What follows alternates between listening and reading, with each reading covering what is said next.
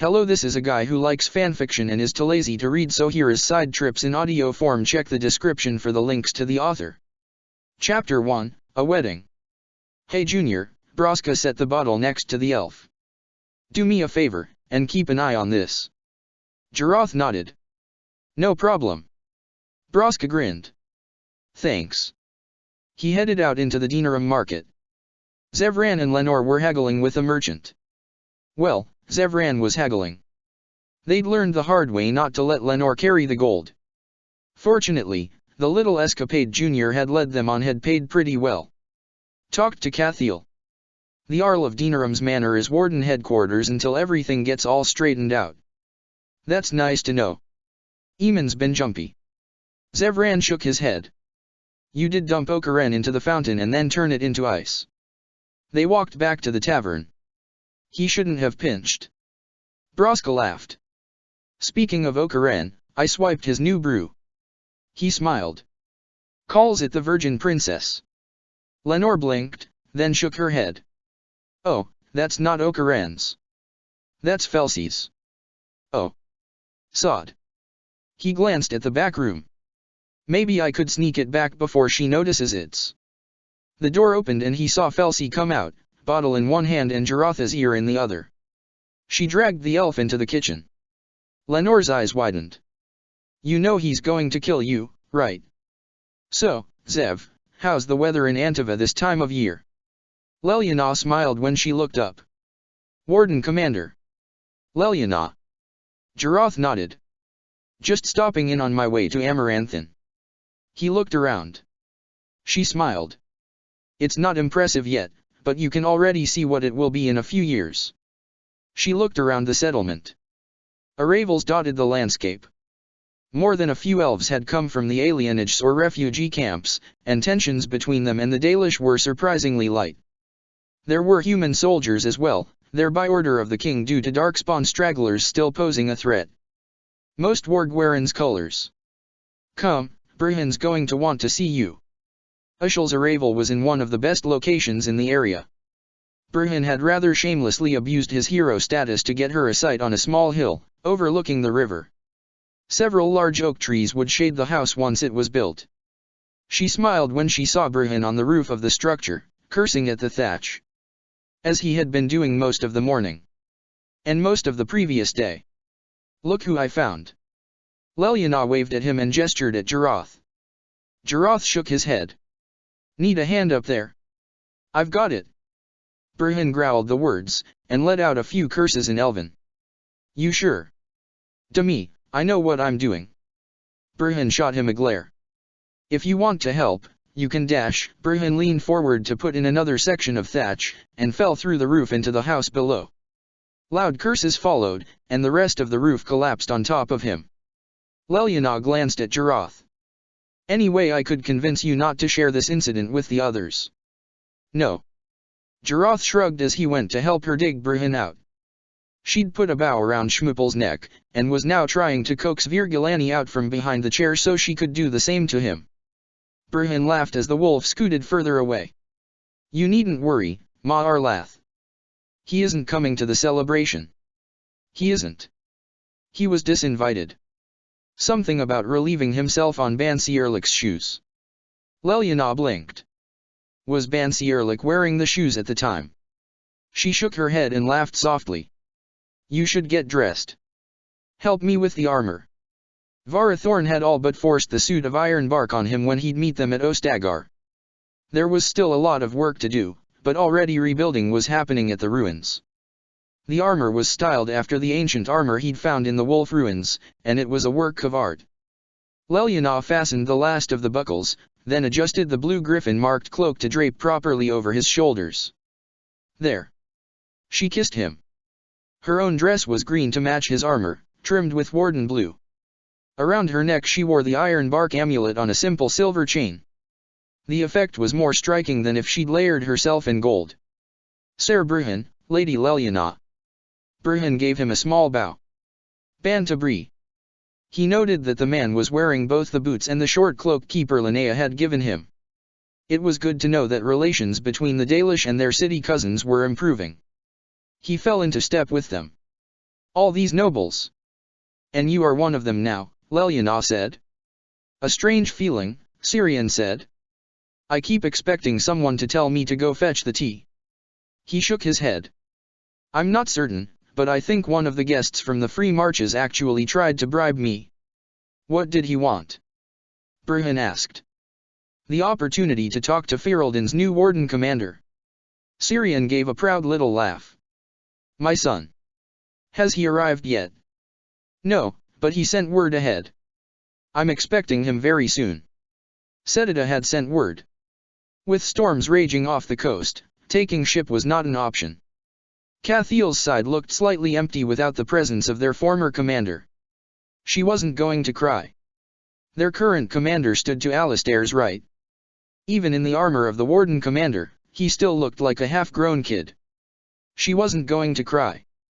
Burhan stood next in the line, across from her. She wasn't sure how Wynne and Lenore had managed it, but Okaren was sober, bathed, and dressed in clean clothing. Probably blood magic. She wasn't going to cry. The door at the end of the hall opened. Cathiel was radiant in white and silver. From the look on Alistair's face, Leliana wasn't sure if the king was even aware there were people in the room other than his bride. Fergus led his sister up the path, as every noble in Ferelden rose to bow to their new queen. She wasn't going to cry. Alistair and Cathiel took each other's hands, and gazed into each other's eyes as they recited the formal vows. She wasn't going to cry. Despite her repeated threats, Lenore did not make fireworks appear. It was clear though, that it had taken a supreme act of will on the part of the mage. She wasn't going to cry. Music swelled, as Alistair led his queen to the hall for their first dance as husband and wife. The long hours she and Burhan had spent tutoring him paid off. He moved through the steps barely a falter. She wasn't going to cry. Dance with me, Ma Arlath. Burhan said, offering her a hand. She took it, and let him lead her to the floor. She wasn't going to cry. Braska took the first dance with Lenore, as Zevran managed to coax Wynne into dancing with him. She wasn't going to cry. Okaren and Felsi managed something approaching a resemblance of dance steps, and Okaren actually didn't have his hands on the woman's rear. She wasn't going to cry. She and he managed to drag Jarath, somewhat literally, into the dance. Shale watched, resplendent in gems of soft blue and white. She wasn't going to cry. Burhan kissed her. You're crying, Ma Arlath. She laughed. Don't be silly, Vihanan. Of course I am. He was playing with the sword again. Starfang. She laughed, and he gave her an embarrassed look before returning it to its stand. You are adorable when you blush, she said. Alistair gave her a mock glare. I'm king now. Kings aren't adorable. Handsome, maybe. Regal. Certainly not adorable. He came over and draped an arm over her. It was good, having everyone together again. Almost everyone. Burhan and Leliana are heading to Orlais. Ah, so we'll be at war soon. At least I have the proper sword for it. Just so you know, Braska is threatening to steal it. The sword that killed an archdemon. He says there is a man in Tevinter who will pay 1,000 royals for it. The coffers don't need money that bad. He considered a moment. Do they? Jarath gave the sword to you as a wedding present, Alistair. A gift from your friend. Keep it. Cathiel leaned her head onto his shoulder.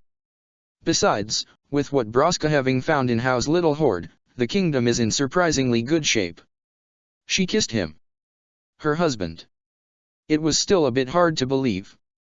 Come to bed, my king. As you command, my queen. He picked her up and carried her across the room. Chapter 2, Down to Business. There has to be a better way to travel than by ship, Braska muttered. Chewing the roots helped, but not enough. Dwarves were not meant to be on the water. Lenore rubbed his back sympathetically. It's not a long voyage. She started to say something else, and then all of a sudden the crew was on alert. What's going on? Zevran asked. Pirates, the captain replied. I'm sorry, I'm afraid we can't outrun them. Braska narrowed his eyes. Wait a minute. He glanced back at Lenore and Zevran. Don't we know that ship? Have fun raiding the coast, Lenore said. Isabella laughed. Sure you don't want to join my crew? If Braska ever finds his sea legs, we'll be there in a heartbeat, Lenore promised. She leaned forward and gave Isabella a long, slow, kiss goodbye. Visit us. Of course. Isabella winked at her. Sir Gilmore was waiting for her downstairs. Except for a scar on the left side of his jaw, he almost looked like his old self again. Your Majesty, he said, bowing. I wish to report that your household guard is ready for inspection. She blinked. Already? He smiled. There was no shortage of individuals eager for the opportunity to swear their blades to the king and queen who saved Ferelden from a blight. He gestured for her to follow him.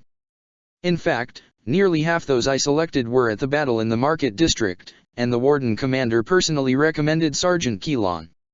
Wardens Braska and Lenore seconded the recommendation. They rose as she entered. She did actually recognize a few of them. A second look revealed that there were 4 elves among the soldiers, and she smiled. Sir Gilmore introduced her to each of them, and she spoke a few words of encouragement. Their first task, she told them, was to maintain order in Denerim. And she had faith that they would do so. They were, after all, Ferelden. And as Ferelden had so recently proved, not even a tainted god could threaten them. Their heads were high as they left to find their posts. You did well, Rory. I'm glad you agreed to stay. However, he sighed. Holds too many memories. I know. It's. She shook her head. I'm not sure how Fergus can stand it. Walking down the halls, I kept seeing. Sir Gilmore swallowed, then shook his head and straightened. The woman you mentioned showed up this morning. She is waiting in your study. His eyes narrowed. Under watchful eyes, she was rather eyeing the silver. Gold Anna was indeed, eyeing the silver. And the bronze, for that matter. Even with the guard watching, she was pretty sure there were a few suspicious bulges in the woman's pockets. She pasted a smile on her face, and held out her hands in welcome. Gold Anna, we were so worried. Are the children all right? They are, Your Highness. She straightened, and opened her mouth to speak. Cathiel didn't give her the chance. Your oldest boy, he's 12. I was just speaking to my brother, and he is in need of a squire. What do you think? She blinked. Then she blinked again. And slowly, what looked to be a real smile appeared on his face. He'd about wet himself from excitement, he would. Then we will get it arranged immediately. Tell me more about your other children. I want to ensure we get them the proper tutors. The letter shook slightly in her hand. Ma Arlath? Burhan asked, his voice concerned. It is nothing, Vihanan. He raised an eyebrow at her. She sighed. It's a letter. I have eyes. It's from an old friend, Dorothea. She's a revered mother, at a chantry in Valence. In Orlais. She looked at him. She is asking for my help. Tell me of her. I told you of Marjolaine, and what happened. It was Dorothea who helped me escape. She was the one Marjolaine stole the secrets from. And she helped me get free of them. It was she who suggested I go to the chantry. She saved you. Yes. Then I suppose we must travel to Orlais. Alistair gave Gorham a small bow. Despite Setita's absence, the assembly had named her Paragon. She'd named Gorham her Sainés Chel, and Belen had promptly named Gorham the ambassador to Ferelden to keep him out of Orzammar. He had the sneaking suspicion there might still be some bad blood there. It could be worse though. They could have sent someone he didn't like. How's the family? Gorham laughed. Getting more mobile. Yesterday, she grabbed one of her grandfather's hammers and tried to fix my boots. He shook his head. While I was wearing them. She's got a surprisingly good swing. He straightened, and his tone became businesslike.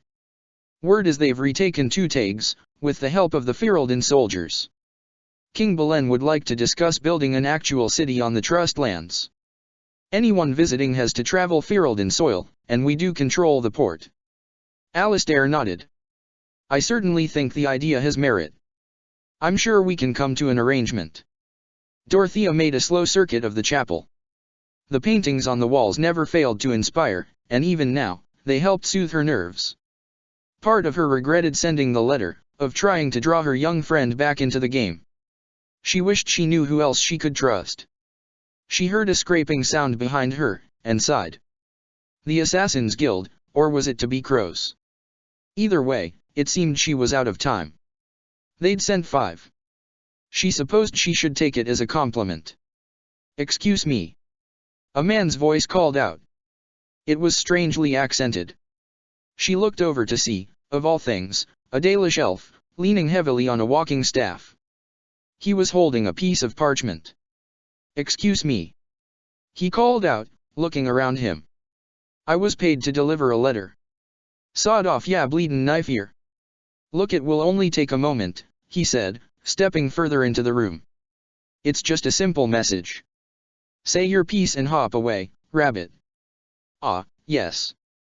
He looked down at the parchment. "Revered Mother Dorothea, Leliana wants to know if you wish any of them alive for questioning." The men blinked. Dorothea gave the young man another look. "One, I think, should suffice," she said. "If you would be so kind." "What the?" An arrow suddenly grew out of the eye of the speaker. The Dalish man leaped over the bench and swept the legs out of another man with the staff, then slammed it into the stomach of the next. 2 more arrows flew true, hitting their mark, and then Leliana stepped out from behind a column. The tripped man started to go for his sword, and the Dalish man slammed the butt of the staff into his throat. The last man turned on Dorothea, and the Dalish man used the staff to vault over the remaining bench, landing between them. The assassin flung a dagger, and the man twirled the staff, knocking the dagger out of the air just as Leliana's arrow pierced the assassin's throat. "One then," he said, gesturing at the kneeling man, who held his stomach and vomited. "You," Leliana said. They dumped the bodies off the bluff. Dorothea led the 2 back to her office. "Leliana," she said, hugging the girl warmly. She smiled at the Dalish man. "Thank you for your help." Leliana smiled. "This is Warden Constable Bruhan Mahariel." Dorothea's eyes widened. "I'd heard there was an elf by that name at the Battle of Dinarum, but I did not realize you were Dalish." "It is an honor." "The honor is mine, revered mother." "Were those men why you sent the letter?" Leliana asked.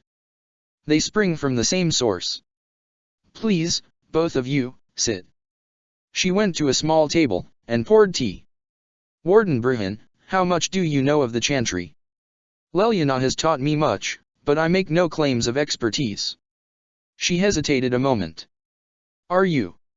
"If you are asking if I believe in the Maker, I do. Just as I believe in the creators." She handed him the tea, then nodded. "The current situation for the chantry is, somewhat in flux. Divine Beatrix was a strong woman, a force worth reckoning. But of late, she is an old woman, and has fallen ill." "I see," Leliana said. "There are rumors that she suffers from a fragility of mind." Dorothea sipped at her own tea. "At the moment, I am her named successor." "And there are those who would prefer another," Bruhan said. "There are, along with other considerations. My past is not spotless, as Leliana may have told you. I truly doubt anyone's past is, but from what she has told me, you are a good woman, and one in whom she found inspiration." Dorothea blinked, and then smiled warmly at Leliana. "She honors me. I speak only truth, revered mother." "I believe." Dorothea sighed. "I believe I want this. I could do good, for all of Thedas. In many ways, we are heading down a dark path. There are so many rumors of abuses in the circles. She glanced at Bruhan, and sighed. "Relations with the elves leave so much to be desired. Tevinter pushes, there are the Qunari to consider and." Leliana and Bruhan exchanged a look. Leliana nodded slowly. "You want to be divine. I want to make the world a better place. Will you help me?" They exchanged another look. Bruhan nodded to Leliana. "Yes," Leliana said. "We will help you." Then she sighed. I must get to Valroio. And there are many who will try to stop me. There will be many dangers on the road. I need someone who can help me navigate those dangers, someone I can trust. Then it isn't me you need, Leliana said. She turned to Bruhan. Well. He smiled. Leliana almost giggled when she saw Dorothea staring at where Schmooples was cuddled against Virgilani. Dorothea shook her head. You travel with a nug. She glanced from one animal to the other. And a wolf. Shhh, Bruhan said, pressing a finger to his lips. We haven't told Virgilani that his best friend is a nug. It might confuse him. Dorothea laughed. Well, I suppose if those two can get along, perhaps there is hope for Templars and mages. Are you ready? Leliana asked. I am. Virgilani, Ven. The wolf stood, and slipped out, followed a moment later by Bruhan. Leliana gave a slow 10 count, then heard the bird call. She took Dorothea's hand, and led her into the woods. I'm bored. She just sighed, and shook her head. Then sighed again. Me too. Is it wrong that I actually do miss the days when we were running for our lives? And I swear, the next time I hear the words, "But your Majesty," come out of Eamon's mouth I'm going to. He shook his head, considered a moment, and came up with, send him as the ambassador to the Anderfells. As long as he takes Isolde with him. She leaned against his back, resting her jaw on the top of his head. I heard from Jarath. He has finished overseeing the removal of the last darkspawn pockets in Red Cliff, and will be departing for Vigil's Keep. Why don't you visit the tower like you planned, and take the long way round? Stop in for dinner and say hello. I think you are trying to get me out of the meeting with the ambassador from Starkhaven. I think if you and the Starkhaven ambassador spend any more time around each other, we are going to be at war with the Free Marches. He ranged ahead, leaving signs for Leliana. Now and then, he'd send the wolf back. They kept well away from the roads, cutting through forest and stream. The sure-footed little pony they'd found for Dorothea helped them make good time, even with the older woman. Familiar leaves caught his eye, and he added the elfroot to his pouch. A mile more brought a pool near a bluff, sheltered on most sides. Evening was growing close. It was a good place to camp. He set the sign, sent the wolf back, and went to find dinner. Dorothea smiled gratefully when Leliana handed her the poultice. She wasn't sure which hurt more, her feet or her. At least she was sure none of her enemies would come looking for her here. She tried to make herself comfortable as Bruhan built a small cooking fire. I like your young man, she said to Leliana. I like him too, Leliana said. He shook his head at them, then set the rabbits to cook. He held up a hand, and they stopped moving forward. She watched him scan the trees, and wondered if he'd sensed darkspawn. Then he smiled. Andoran audition. Anathera, a voice answered. 4 young elves, dressed lightly in leather armor, stepped out of the trees, holding bows at the ready. You keep odd company, brother. A warden must walk many paths, Delenn, Bruhan replied. They started to nod, and then one of them jerked his head up and stared, slack-jawed. By the dread wolf, you're Mahariel? I am. Bows lowered, and the young hunters immediately began to talk over each other. The eldest of them held out a hand to forestall the others. Keeper Nakina will have our heads if we don't bring you back to the camp. I do not travel these woods alone, Delenn, and I am charged with the protection of my companions. We will swear them safe passage, Harin. Bruhan turned to them. What say you? I would be honored beyond belief, Dorothea replied. Leliana was amused by how easily Dorothea stared in the camp. While they got a few unwelcoming stares, none of the Dalish affected overt hostility. Keeper Nakina even made a point to greet them both, and offer them a place at her fire. It did not take long for her and Dorothea to be chatting like long-lost friends. But then, both were strong leaders, responsible for the well-being of their people.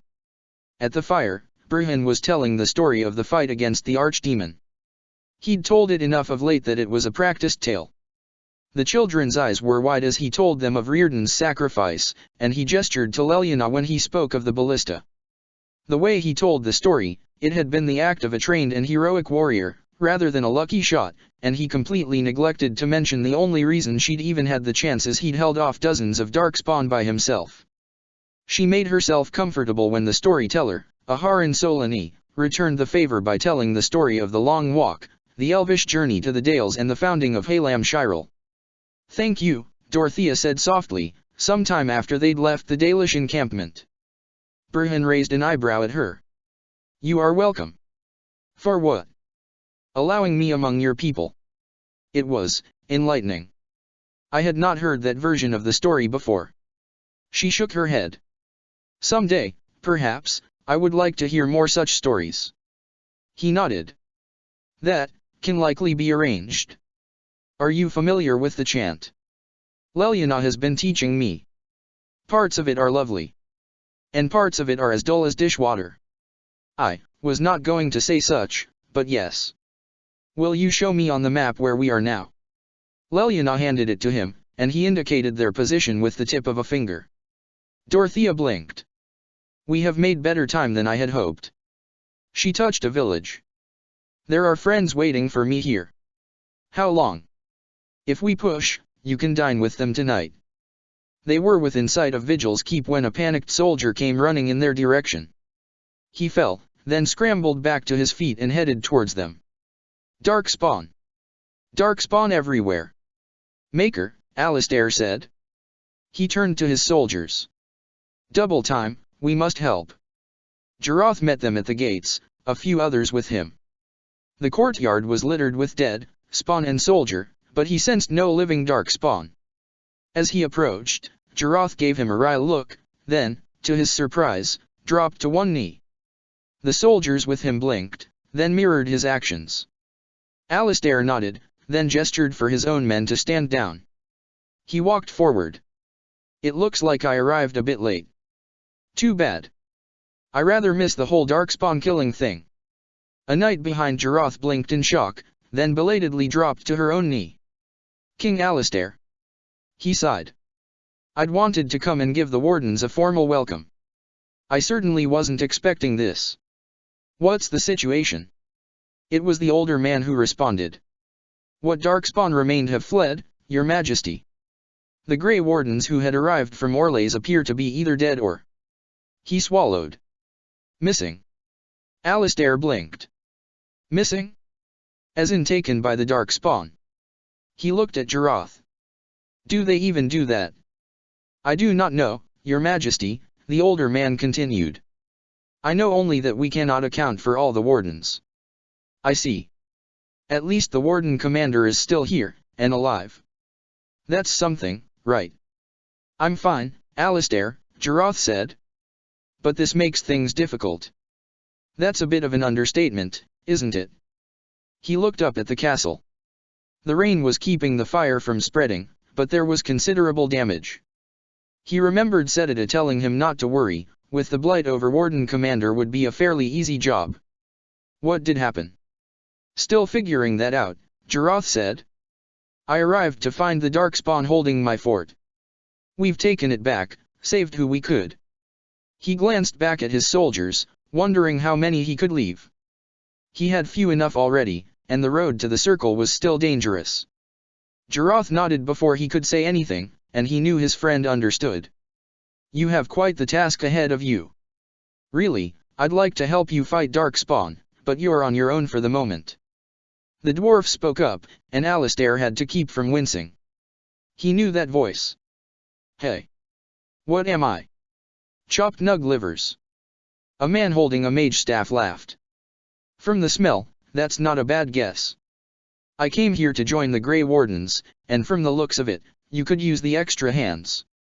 Where's the giant cup? I'll gargle and spit."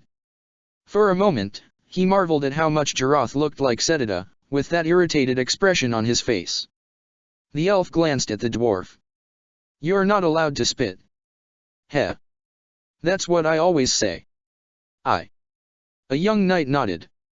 "Suppose all are welcome, in this dire time." She looked less than thrilled. Alistair wondered if she were also a recruit. "Joining the wardens, hey? Well, good luck with that," the mage said. Next to him, Relok spoke up. King Alistair. Your Majesty, beware. This man is a dangerous criminal. Well, that was true, but he was also the Warden Commander and had been given a full royal pardon for all actions prior to Alistair's ascent to the throne. He was still a little concerned about Braska's insistence about that for all of them. Alistair shrugged and kept his voice light. Oh, the dwarf is a bit of an arse, but I wouldn't go that. The mage interrupted. She means me. Relock glared. This is an apostate who we were in the process of bringing back to the circle to face justice. Oh please. The things you people know about justice would fit into Thimble. I'll just escape again, anyhow. Never. I will see you hanged for what you've done here, murderer. Murderer? But those Templars were what's the use? You won't believe me anyhow. It seems there isn't much to say. Alistair started to turn to Relock, then noted Jarath take a step forward. You have something to add, Commander? I do. I hereby conscript this mage into the Grey Wardens. Never. Relock said. Alistair held up a hand, and watched her back down. Sometimes, it was good to be the king. I believe the Grey Wardens still retain the right of conscription, no? I will allow it. He didn't add because otherwise, the Warden Commander will just kill you and conscript the mage anyway. He thought it went without saying. If. She glared. If your Majesty feels it is best. She turned and stalked away. Ha. Way to go, kid. Welcome aboard. The mage smiled. Me? A Grey Warden? I guess that will work. The knight's face practically lit up. Someone had a crush. Congratulations, Sir Mage. I look forward to fighting at your side. Then if you have everything under control, I will need to take my leave. The old man nodded. I believe the estate has been secured, yes. We have suffered great losses, but the Darkspawn are gone and there are survivors. He suddenly blinked, and then turned apologetically to Jarath. Oh. He nodded. Excuse my manners. I am Veril, Sane's Chal of Vigil's Keep. And I am most grateful for your timely rescue, Commander. He bowed. I will aid you in ruling the lands of Amaranthin. Alistair blinked. Maybe he should get a Sane's Chal. Are there other survivors than the ones at the fallback point? Jarath asked. His voice was quiet and calm.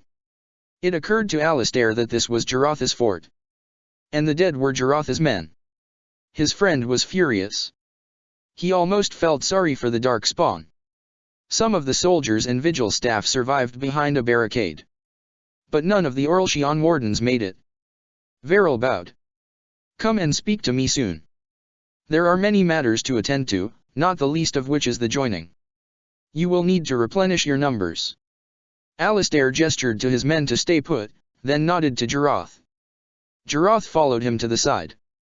The security of Ferelden relies on the Grey Wardens now, even weakened as the Order is. Alistair sighed.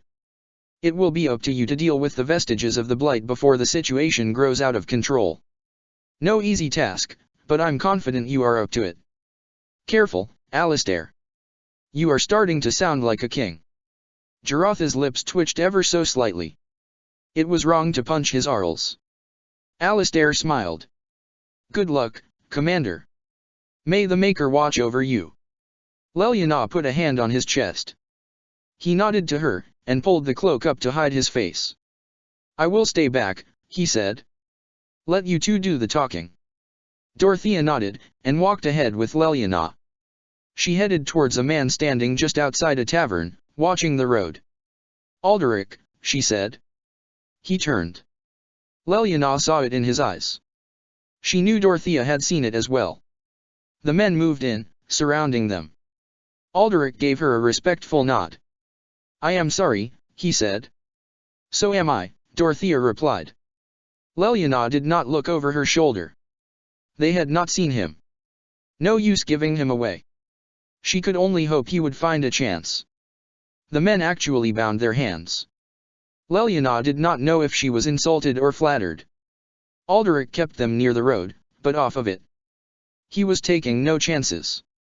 Where are you taking us? Dorothea asked him. There are some people who need to ask you some questions. So that is how it is to be then, old friend. He shook his head. It's the game. You know how it is played. He shrugged. We wanted to take you on the road, but my man back in Valence says you gave him the slip. How'd you get past him? The blessing of the Maker. You know, Dorothea, we don't need your friend alive. Just you. He started to stand up, and then 2 arrows buried themselves in his chest. He blinked, and looked down at them. More arrows fell. 2 of the mercenaries went for their own bows, and then Bruhen was in their midst, a long-handled axe in his hands. Out of the trees poured a dozen Dalish hunters. Arabellas, Bruhen said, coming behind them to cut their hands free. I did not think I could take this many on my own. No apology necessary, Dorothea said, getting to her feet. Ma Serenas, Leliana said, bowing to the hunters. They nodded, and began stripping the camp. Dorothea insisted the Dalish take the coin they'd found on Alderic. She watched them vanish back into the woods. However did you convince them to come to our aid? Bruhen blinked, and looked at her. I asked nicely. After a moment, she nodded. Thank you. He nodded, and drew the cloak back up over his features. The next day brought them to Valroio. So?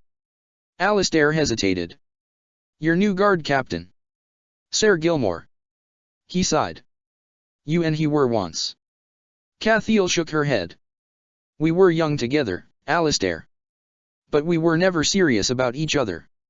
Sir Gilmore and I are friends, and nothing more. She smiled. And now, I think I'm going to smack you for even thinking I would look at another man, my king. I wasn't thinking it, I swear. He held up his hands in a gesture of surrender. I trust you. I was more concerned about rumors. She sighed. With the exception of Fergus, anyone who knew about Rory and I. He wrapped his arms around her and pulled her close. I'm sorry. I'm an idiot and I'm sorry.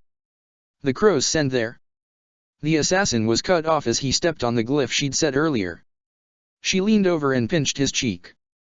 He's adorable. Can we keep him? Zevran shook his head. You know these assassin types. Soon, he'll be drinking all the brandy, ogling Broska, and the innuendo. He waved a hand. And that is my job, no. Broska bound their prisoner's hands, then nodded to Lenore. She dispelled the magic that held him in place. The crow swallowed. Lenore smiled brightly. I don't suppose you can tell us where we might find Guildmaster Antonio. Chapter 3, Making Friends and Enemies. Why are we breaking into a mage's prison? Broska busied himself picking the lock before the Templars regained consciousness. To rescue a damsel in distress, of course. Lenore checked her supply of the powders. With the veil this thin, she wasn't sure throwing around a lot of magic would be a good idea. Will she be suitably grateful and ply us with kisses? Zevran asked. She's a chantry sister, like Leliana. So? Zevran raised an eyebrow. That's a yes. Broska snickered. The mask hit his valislin. In servant's clothes, walking behind Leliana, nobody looked at him twice. He was surprised to realize he was rather enjoying himself, watching the nobles twist and plot. They reminded him of twittering birds, filled with self-importance, fighting over shiny threads for their nests and not even realizing a cat walked among them. Leliana was dressed as a noblewoman, in a mask that was a more ornate version of the one he wore. She walked next to Dorothea, chatting meaninglessly about various imaginary sins and a new chapel to be built on her estate. Vundun, would you go fetch the revered mother and I fresh drinks, Leliana said, gesturing to him absently. Yes, mistress, he replied. They'd spent days working on his Orlshian accent. His Orlshian was somewhat better than her Elvish. Among the servants, especially the elves, things immediately relaxed behind the closed doors. They played their own versions of the game, spying on each other, dropping hints both intentional and otherwise. He dropped hints of his own. His mistress was a minor noble. Her father was arranging to marry her to a Ferelden. She was considering swearing herself to the chantry to get out of it, but wasn't sure if the life was for her. Perhaps she'd leave Valroyo with a better match. He took the tea. An eligible, wealthy woman of noble blood would be a fine prize. It would not be long before Leliana had the invitations she wanted. Lenore carried the tea to Lily's room, and sat down next to the woman. It's still. Lily's smile was tentative. It's still hard for me to believe you're real. That you actually came for me. I'm sorry it took so long. Lenore patted the other woman's hand. Her eyes went to the scars on Lily's arm, and she sighed. You did have a blight. Lily curled her fingers around Lenore's. Maker, you knew me for less than a day. It's a wonder you came for me at all. They sat in silence for a while, and then Lily sighed. Do you know? She looked at Lenore. Jowan. He's alive. She smiled. Actually doing some good with his life. Could you? The teacup shook in Lily's hand. For the past year, She set the cup down. I've been telling myself I should have gone with him. That we could have saved each other and... Do you want me to let him know you're here? Lenore raised an eyebrow. For a long time, Lily was silent. And then she met Lenore's eyes. Yes. I like the mask, Leliana said. My raven. She kissed him. It itches, he said, before kissing her back.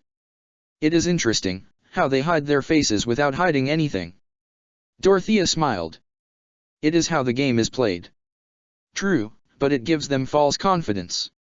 They still give many emotions away. He shrugged. The one you spoke to earlier may have spoken with command, but she smelled of fear.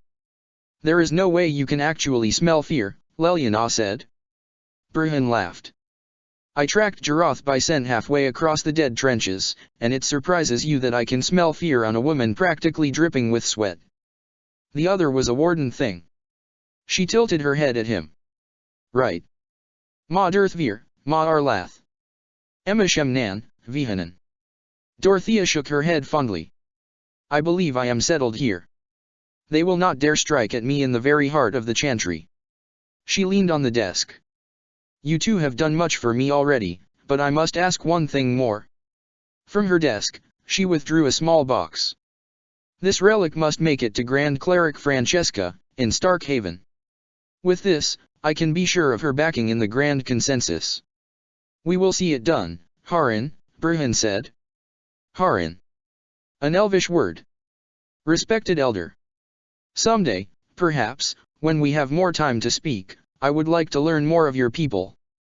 I look forward to it. Broska narrowed his eyes. No deal. But... You think I don't know a slaver run when I see it? He set a hand on his mace. Get gone, Duster.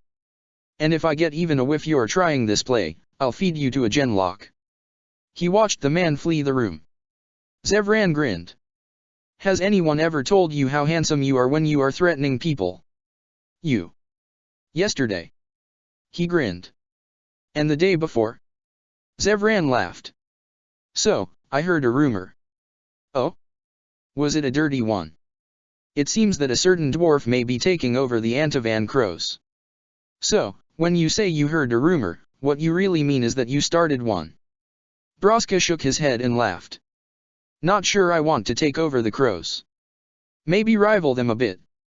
House Broska, finest mercenaries and assassins in all of Thedas. Alistair grinned, and saw his guard captain blush slightly. So, who is she? I don't know who you mean, Your Majesty, Sir Gilmore replied. Your shirt is buttoned wrong. Alistair pointed. Sir Gilmore looked down, then shook his head and began fixing it. So, who is she? He smiled mischievously at the man he'd starting thinking of as a brother. Lady Bryland. Sir Gilmore's expression at the suggestion was hilarious. No, Your Majesty. Ban Alfstana. Actually, that would be a pretty good match, come to think of it. No, Your Majesty. Sir Gilmore started walking. Alistair fell into step beside him and began suggesting more names. Sir Catherine. Lady Malia? That blonde accompanying the ambassador from Wycombe? When? The last suggestion nearly resulted in Sir Gilmore walking into a door. He sighed. If I tell you, will you drop the subject? If you don't tell me, I'll tell Cathiel, and let her pester at you. She's. He shook his head. Sir, she's an elf. She came up from Redcliffe to help with the reconstruction. Does she have a name? Sir Gilmore shuffled his feet reluctantly, then sighed. Nijera. Alistair blinked. I know that name. Why do I know that? His eyes widened. Oh. He shook his head. Oh. That's. Maker's Breath, do you have a death wish? She's from Highever. Most of her family worked in the castle. They died when? Sir Gilmore sighed. We got to talking, and one thing led to another and. He folded his arms. I'm going to ask her to marry me. Alistair clapped him on the shoulder. Wonderful. It's not a problem then. Why would it be a problem? She's an elf. Maker's Breath, man. Do you remember what happened to the last people who tried interfering with her wedding? When Justinia said she would send someone to help, the last thing Cassandra expected to see walk through the door was a Dalish elf. The apostate was just as surprised. You seem to be lost, he said, sneering. Cassandra? He asked. Yes, she replied. He looked at the apostate. No, this seems to be the place. The apostate raised his staff, and the elf threw something into his face. He started to wheeze and choke, and the elf produced an axe nearly as tall as he was. As the sellswords closed, he proved well able to handle the weapon. She realized that they'd all but forgotten her. She smashed the back of her head into the face of the man who held her, then pushed off from him to kick the other man in the stomach. As he staggered, she retrieved her sword, and joined the fray. They stood back to back. She saw the apostate start to gather his magic again. Virgilani, Enadin, her new companion shouted. From out of nowhere a massive wolf leaped upon the apostate, and buried its teeth in his arm. The man let out a scream of agony. A few moments later, the last of the sellswords was dead, and she was standing over the apostate.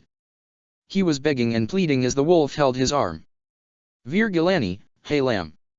The wolf let go of the apostate's arm and trotted over to his master. His tongue hung out of his mouth as he happily accepted a scratch behind the ears. Cassandra looked down at the apostate, and leveled her sword at his throat. Would you prefer to answer my questions? She asked, then nodded at the man with the axe. He bared his teeth in a savage smile. Or theirs. He'd disappeared when the Templars came. She was on her way back towards Valroio when he fell into step beside her. I did not catch your name. Brihan. She stopped, then shook her head. As in Warden Constable Brihan Mahariel. He shook his head. Stories tend to travel. They left out that you were Dalish. And. She spared a glance for the wolf who was walking calmly beside him. I don't recall hearing of him. He was only a few weeks old when the archdemon died. Didn't really have a chance to play much role in that tale. And half the Orlshians who've heard the tale think Brihan Mahariel is a human. He shrugged. The other half are convinced he's a dwarf. Are the wardens involved in this matter then? I was headed this way to deal with an issue. Justinia asked if I wouldn't mind aiding you, if it was not too much trouble. She held her hand out to the wolf, and smiled when it licked her fingers. I suppose you are going to tell me it was no trouble at all. Not in the slightest. Do you have any idea how hard it is to wash blood off a wolf? I see you've brought a new student for Master Livn, Lily said, taking the boy from Lenore. She nodded. We recovered him from the crows. They bought him after he called up fire in his hands to defend himself from some bullies. Lily cradled the child, and stroked his hair gently. Maker, he can't be much older than 7. How are the others doing? The girl has finally started talking. Her name is Agatha. Lily sighed. Her mother was taken to the tower.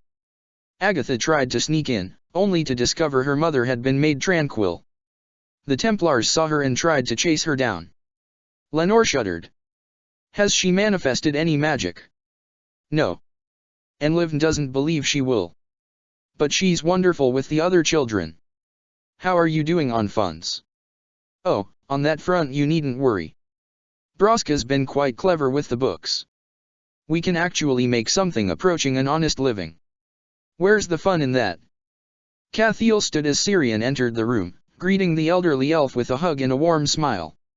Your son sends greetings and says he will be paying a visit to Denerim as soon as he's done dealing with a minor dragon problem in the Burning Canyon. My son, the dragon hunter, Syrian shook his head and smiled. Tell me, was it he or the soldiers there that referred to the dragon problem as minor? The soldiers, which is why I'm not sending reinforcements. She laughed, and gestured for him to join her at the table. They chatted amiably for a while. At first Syrian had been a little uncertain as to how to relate to her and Alistair. It hadn't taken him long to simply start treating them much the way he treated Shiani, Sorais, and Jaroth himself. He even fussed at Alistair for not eating properly. How are things in the alienage? Syrian hesitated before answering, and Cathiel sighed. There have been some incidents. Several merchants are resenting the influx of elvish crafts in the marketplace, especially now that trade relations with the Dalish are settling nicely. Thus far though, violence has been minimal. That is good to hear, at least. What of this mugging that occurred? A few of our hotheads encountered a few of your hotheads attempting to carve their names in the Vihanadal. As young hotheads are wont to do, they inflicted violence upon each other. It was broken up before anyone was severely injured, but it seems the report given to the guards told a much different tale than what actually occurred. I was afraid it was something like that. I will speak to the guard about ensuring they have all the facts before they take action in the future. I believe Ser Gilmore has already done so. That is one reason for my visit, Your Majesty. I would like to put forth a motion to allow us to have our own guard. A small militia, one trained to prevent such outbreaks before they get the chance to occur. A reasonable request. I will speak to my husband and we will see it done. Thank you, Your Majesty. I have a group of 6 I believe can form the core of such a group. I will ensure they are prepared for when the motion is put forth. He bowed, but hesitated before leaving. He is well. When next I travel to Amaranthin, you should accompany me. You would be proud of what your son has accomplished there. Thank you, Your Majesty. He hugged her before departing, planting a kiss on her cheek. She smiled as she watched him leave. They'd encountered many strange things during the Blight, and been through many an unusual situation. Still, if anyone had told him he'd one day be in the retinue of the Divine, standing 30 feet away from the Empress of Orlais, he'd probably have laughed. The raven mask that hid his Valislan sat comfortably on his face as he stood just a pace behind Leliana, playing the role of servant once more. He caught a glimpse of an elf woman behind the Empress. If he wasn't mistaken, she was playing the same role he was. Attentive servant. Spy. Justinia finished intoning the blessing over the Empress, and returned to her throne. He and Leliana began to move through the crowd. Leliana played deftly. A smile here, a lingering glance there. He watched the faces of those that thought they were safe from her eyes. He marked too. They'd compare notes later. Leliana smiled at Arl Tegan, and the man created her without any sign of recognition. The man might not enjoy his role as ambassador, but he was the logical choice. The Divine was concerned about Alistair's support of the Ferelden Circle, and its push for more freedom. Trouble was simmering, and Justinia sat uneasily on the sunburst throne. He'd meet with Tegan privately later. As much as he admired Lenore, Alistair was pushing too hard too fast. Ferelden was still weak from the Blight, and the Chantry's seat of power was Orlais. One second thought, maybe it was time for a trip back to Ferelden. Some arguments were best had in person. Alistair stood just to the side of his guard captain. Syrian stood next to him, and a step further down stood Fergus Cousland. Across, Cathiel stood on the bride's side, with Shiani next to her and Keeper Linnea on the next step. Their positions had been chosen carefully. As happy as he was for Ser Gilmore, he couldn't deny that this event was just as much about politics as it was about marriage. The Orlesian ambassador looked like he'd swallowed a lemon, but the man was in attendance. Knight Commander Grigoyer was also present, and seated next to Wynne. Nijera looked beautiful. She and Cathiel had spent ages discussing the dress. The headband that kept the veil in place had been a gift from Keeper Linnea, and was clearly of Dalish craftsmanship. What better way to show the unity of a people than by blessing the union of two? Jarath had put aside his usual dragon skin in favor of warden armor, even wearing the cloak Leliana had given just before the land's meet. He walked Nijera to the altar, and put her hand in Ser Gilmore's, then took his seat. Alistair looked across at Cathiel. His wife had tears in her eyes, and was smiling. Maker, she was beautiful. Did I have that silly of a smile on my face when Cathiel and I were married? If I answer that question honestly, you'll try to order my execution, Jarath replied. Alistair laughed. Try would be the right word. You've more knights than I do. He shook his head. Where did you find them all? Did you know being an Arl gives me the power to grant pardons? Yes it. Alistair started to laugh. You recruited bandits. Just the ones that turned to banditry due to Rendon. No few of them were soldiers before he started making trouble. Maker, Jarath, you can't just go around turning bandits into knights. You know, if killing Rendon's soldiers is a crime. Fair point. He leaned back against the wall and gave Jarath a contemplative look. You know, if it wasn't for the Blight, I'd be a Templar by now, and you'd be married to that woman. If it wasn't for the Blight, you'd be a Templar. I'd have been executed, she'd have gone back to Highever, and married Ser Gilmore there. Alistair looked over to where Ser Gilmore and Nijera were dancing, completely oblivious to everyone else in the room. Some things were meant to be, I suppose. He glanced back at Jarath. What's this I hear about you fighting Qunari? Tal Vashoth. The Qunari were on our side. His lips twitched slightly. There were also dragons and Orlshians. And an alleged bear. I think I'm going to need a drink for this one. I'm not going back on my promise, Burhan. Alistair folded his arms and glared. I'm not asking you to. Burhan shook his head.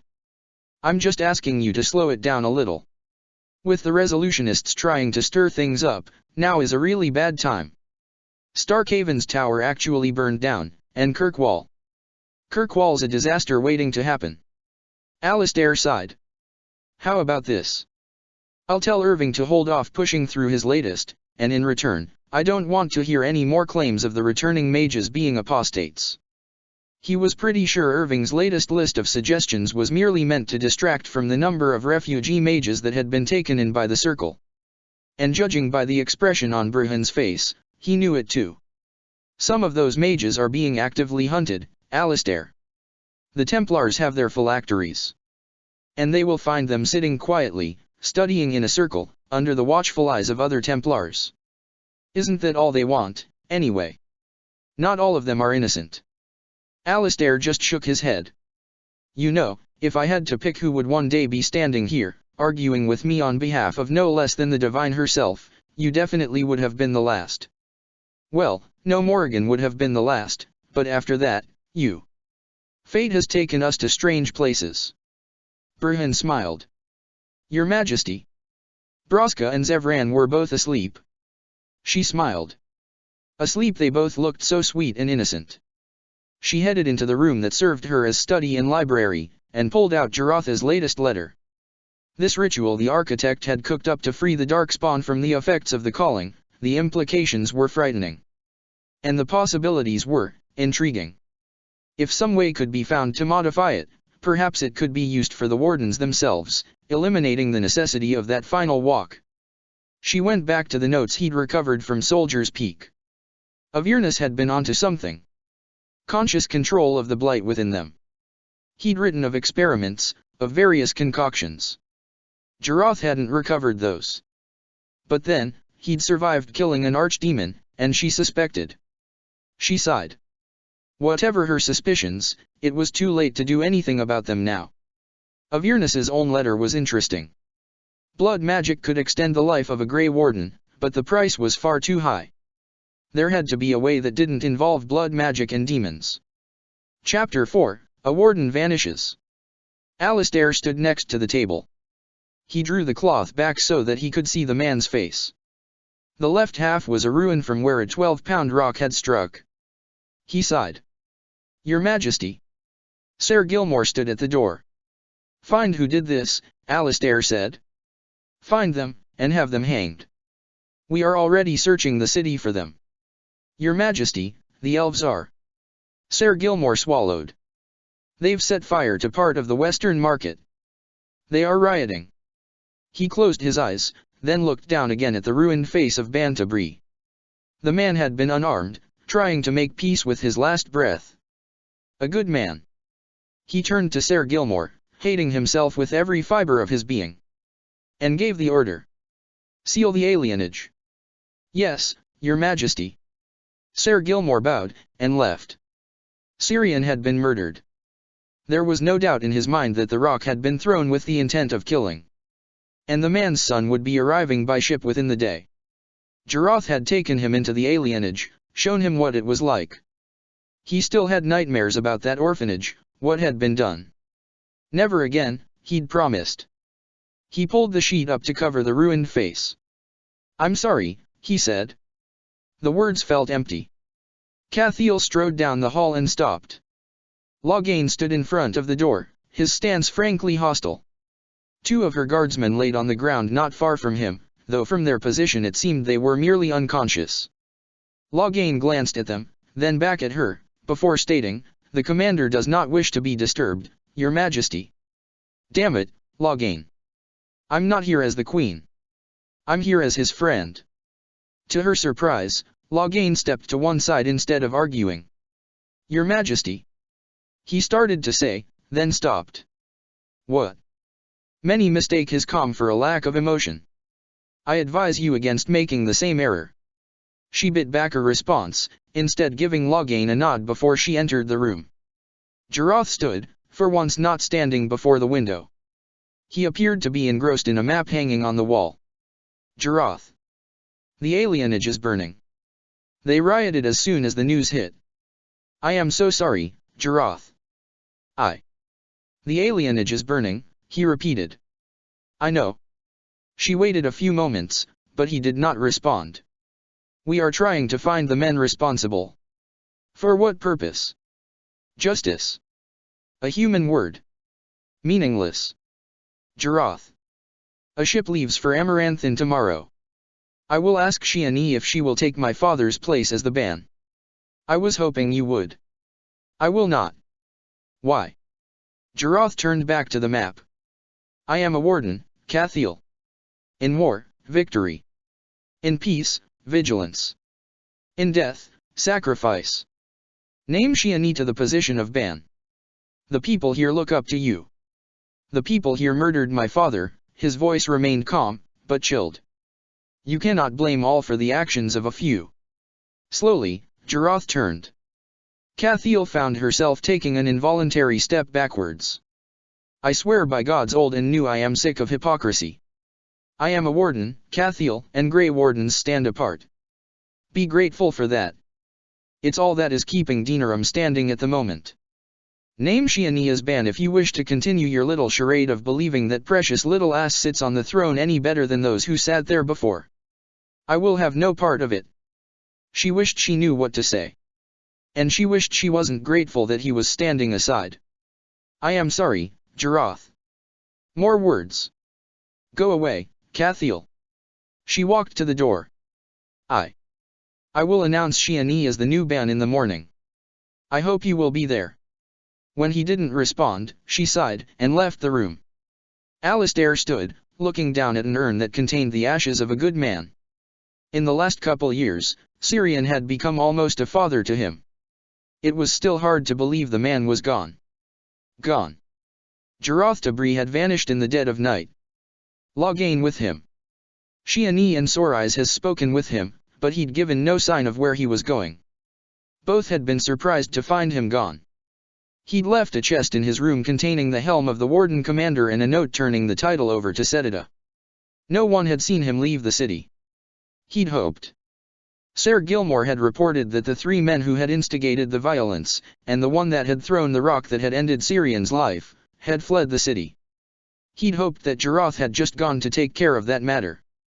When Jarath hadn't returned in the first couple days, he'd announced the procession and held the funeral anyway, assuming the man would show up for the event. Nothing. There was a rumor he'd been seen at the Circle Tower, but nothing more. Alistair looked again at the urn. He can take care of himself. He swallowed, his throat thick with grief. Maker, he nodded to the urn. I told Bruhan. If there is a trail, he'll find it. Warden Commander Clarel rose when she saw him. Warden Constable Bruhan, it is an honor to meet you. The honor is mine, Warden Commander. He gave her a respectful bow. Your fortress is incredible. The walls here were raised just after the first blight. Granted, they've been rebuilt several times since. She came around her desk. What brings you to our hall? He sighed. I wish I could say it was merely a social call. However, there is a matter I am investigating. She closed her eyes and shook her head. I had heard a rumor. It is true, then. I am hoping, very much, to prove it false. I've come to see if he could shed some light on the matter. She nodded. He is down in the library. He spends much of his time there, mostly avoiding the other wardens. Frankly, I'm not sure what exactly to do with him. He doesn't exactly work well with any of the other wardens. He fell into step beside her. No. He doesn't. I suppose that is why he was sent here though, isn't it? A less personal distaste. She shook her head. It's fortunate you arrived when you did. I was about to send him south to deal with the sighting. Whatever else he is a strong fighter. He is at that. She led him into the library, then gestured at some stairs. Bruhan could sense the man's presence. He's most likely down there. If he's not, let me know. He's there. I assume you want to speak with him in private. It would be appreciated. He may be more willing to speak to me without others around. She nodded, then started to step away. She stopped. If he does know something, you'll let me know, right? I never met the man, only heard stories. They are. She sighed. Inspiring. The truth more so, Bruhan replied. Loghain looked up, and shoved the book he was examining away from him as he stood. You. He shook his head. Not the one I expected to have come gloat. I'm not here to gloat, Loghain. I'm here to ask you a few questions. I'm not sure I have the time. As you can see, he gestured at the dusty, moldering books. I am a very busy man. You and Jarath left Denerim together. Where did you go? Loghain sat back down.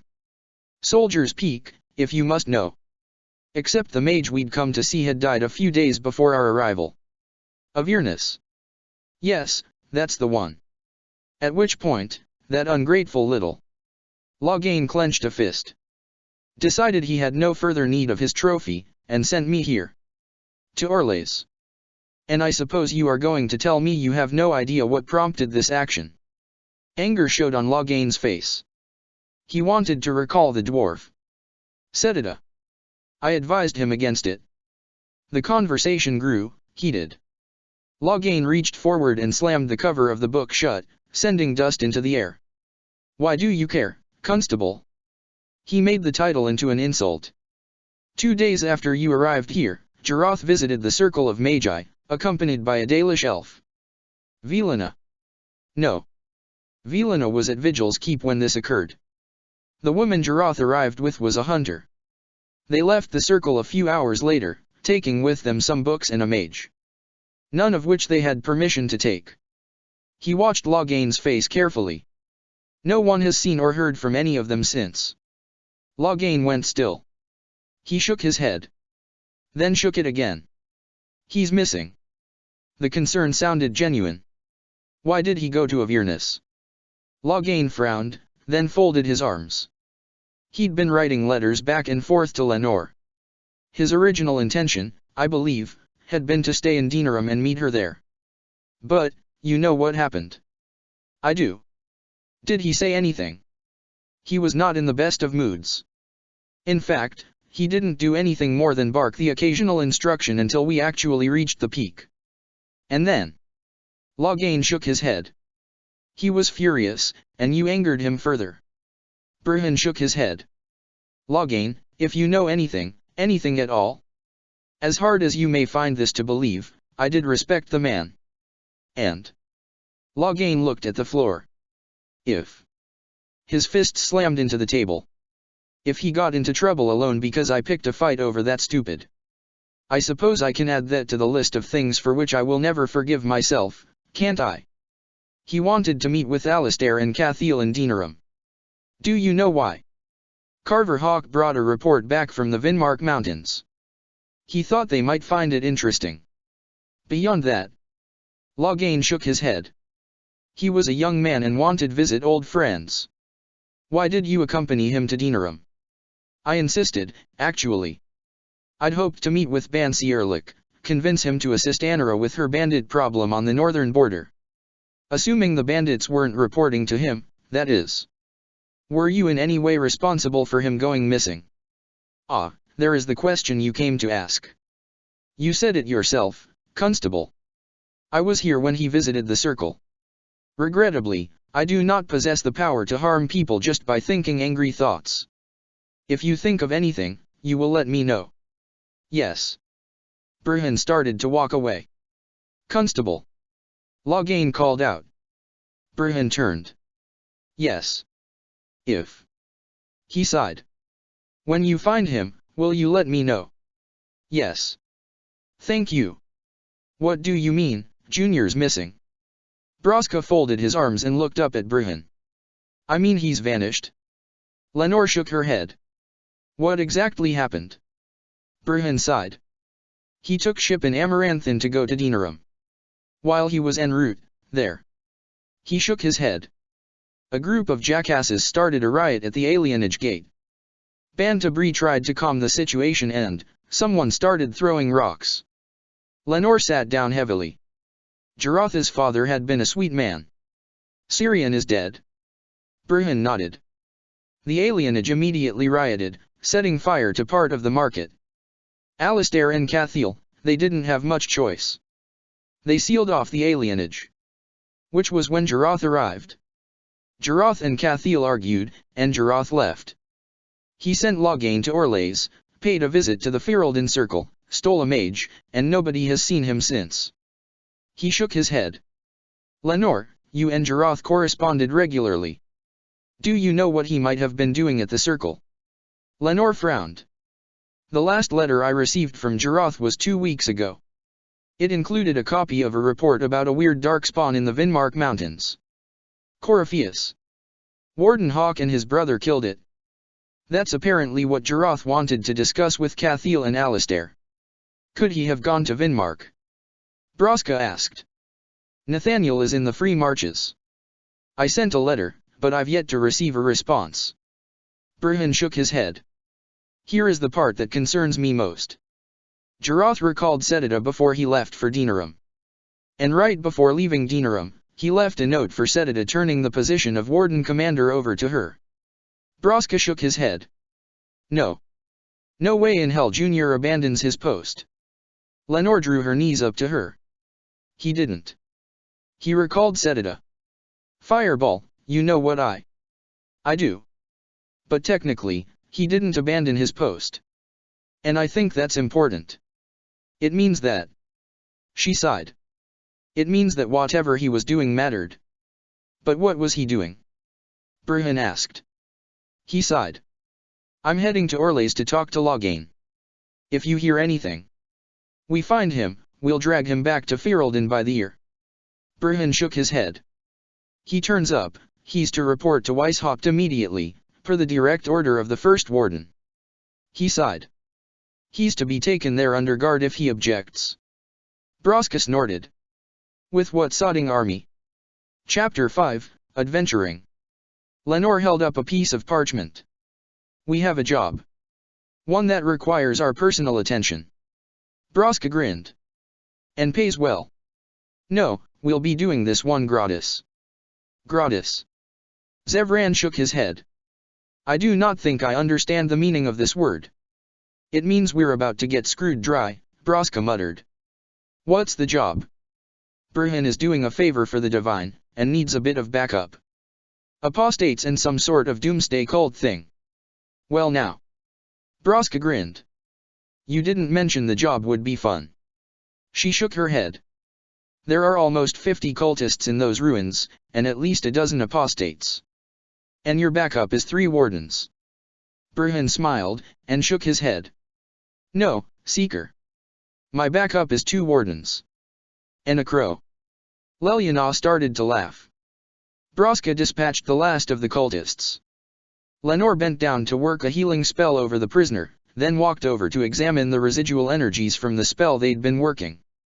He noted a bag of coins on a table, and casually pocketed it. His lips twitched as he ignored the increasingly irritated sounds the bound man was making as he helped himself to few other interesting-looking treasures. Apparently, being a cultist paid at least somewhat well. He glanced around the room. Shit for life expectancy though. He could almost make out the curses the bound man was bestowing upon him. I know, Emma Shennan and all that. He pulled out a dagger and cut Burhan free.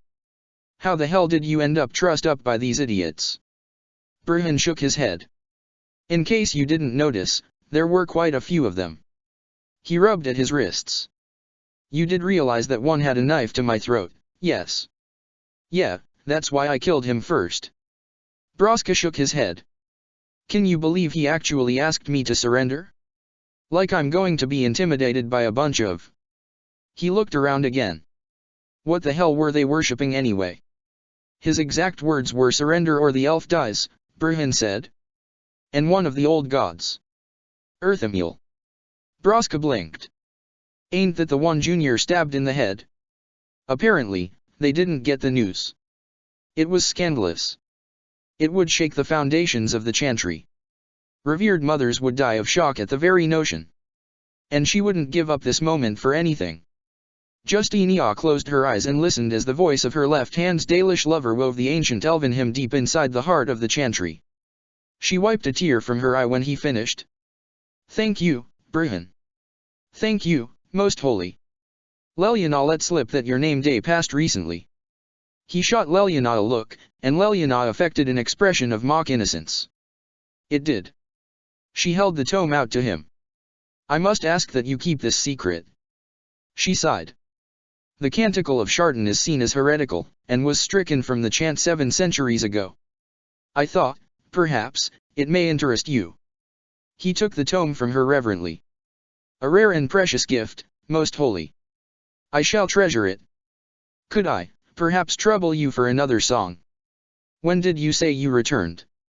Justinia asked. Just after Alistair's coronation, Leliana replied.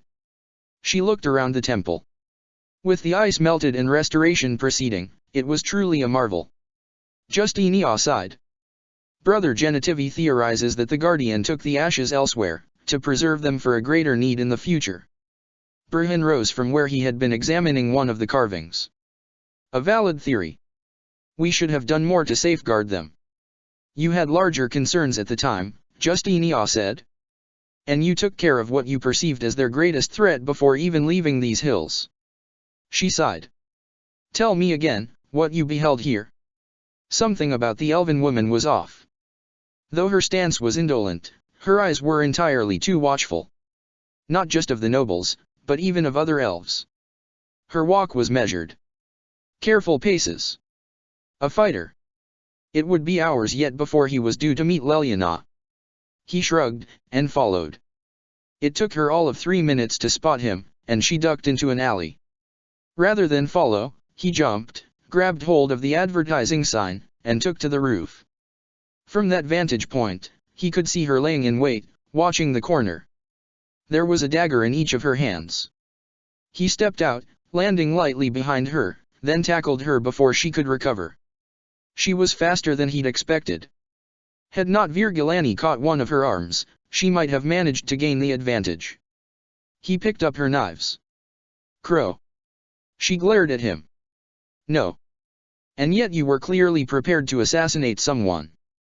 What concern is it of yours? She narrowed her eyes. Assassination is generally a frowned-upon activity. Her smile was slow. And someone who randomly jumps down off roofs to take people by surprise might just know a thing or two about assassinations. She stood up. I'm Talus. Raven. That's not your real name. Oh? Are we on a real name basis? You go first. You're Dalish. What, one of the Shemlin annoy you? She folded her arms. You made me. You were watching. Likely for a reason. Our goals could be the same. I'm listening. I'm here for Conte de Allard. Kill or rob. Best case scenario. She smiled. Both. Conte de Allard. Leliana frowned. How do you come to be part of this? Tallis shrugged. I do the job, I get paid. Leliana narrowed her eyes. The girl wasn't being completely honest, but perhaps they could make use of her anyway. Their goals seemed to be the same. She looked at Bruhan. Allard is a fool who thinks what happened in Kirkwall was a good thing. He's trying to provoke the Cunary, get another exalted march started. She sighed. Apparently, he thinks it will help his position in the great game. Orlais needs a new hobby, Bruhan said. There is something you are not telling me. She nodded slowly. Allard was an ally of Raleigh. She met Bruhan's eyes, and saw understanding, and then anger. Well. He needs to die. I have a way in, Tallis said. But I can't do it alone. Will he recognize you? Leliana shook her head. It was long ago, and no. He will not recognize me. You can take the invitation. Raven and I will go in as your servants. Tallis glanced at Bruhan, then nodded. Ma Arlath. She heard Bruhan's voice. She leaned back into him, drawing comfort as he put his arms around her. It was a lifetime ago, Vihanan. She sighed. Allard was part of an attempt to draw Ferelden and Orlais into war. Now he seeks to use Cunary. He kissed her hair, and held her for a few moments. Will this plan Tallis provided work? I do not know. I certainly do not trust her. Leliana frowned. She is running her own game, but she shook her head.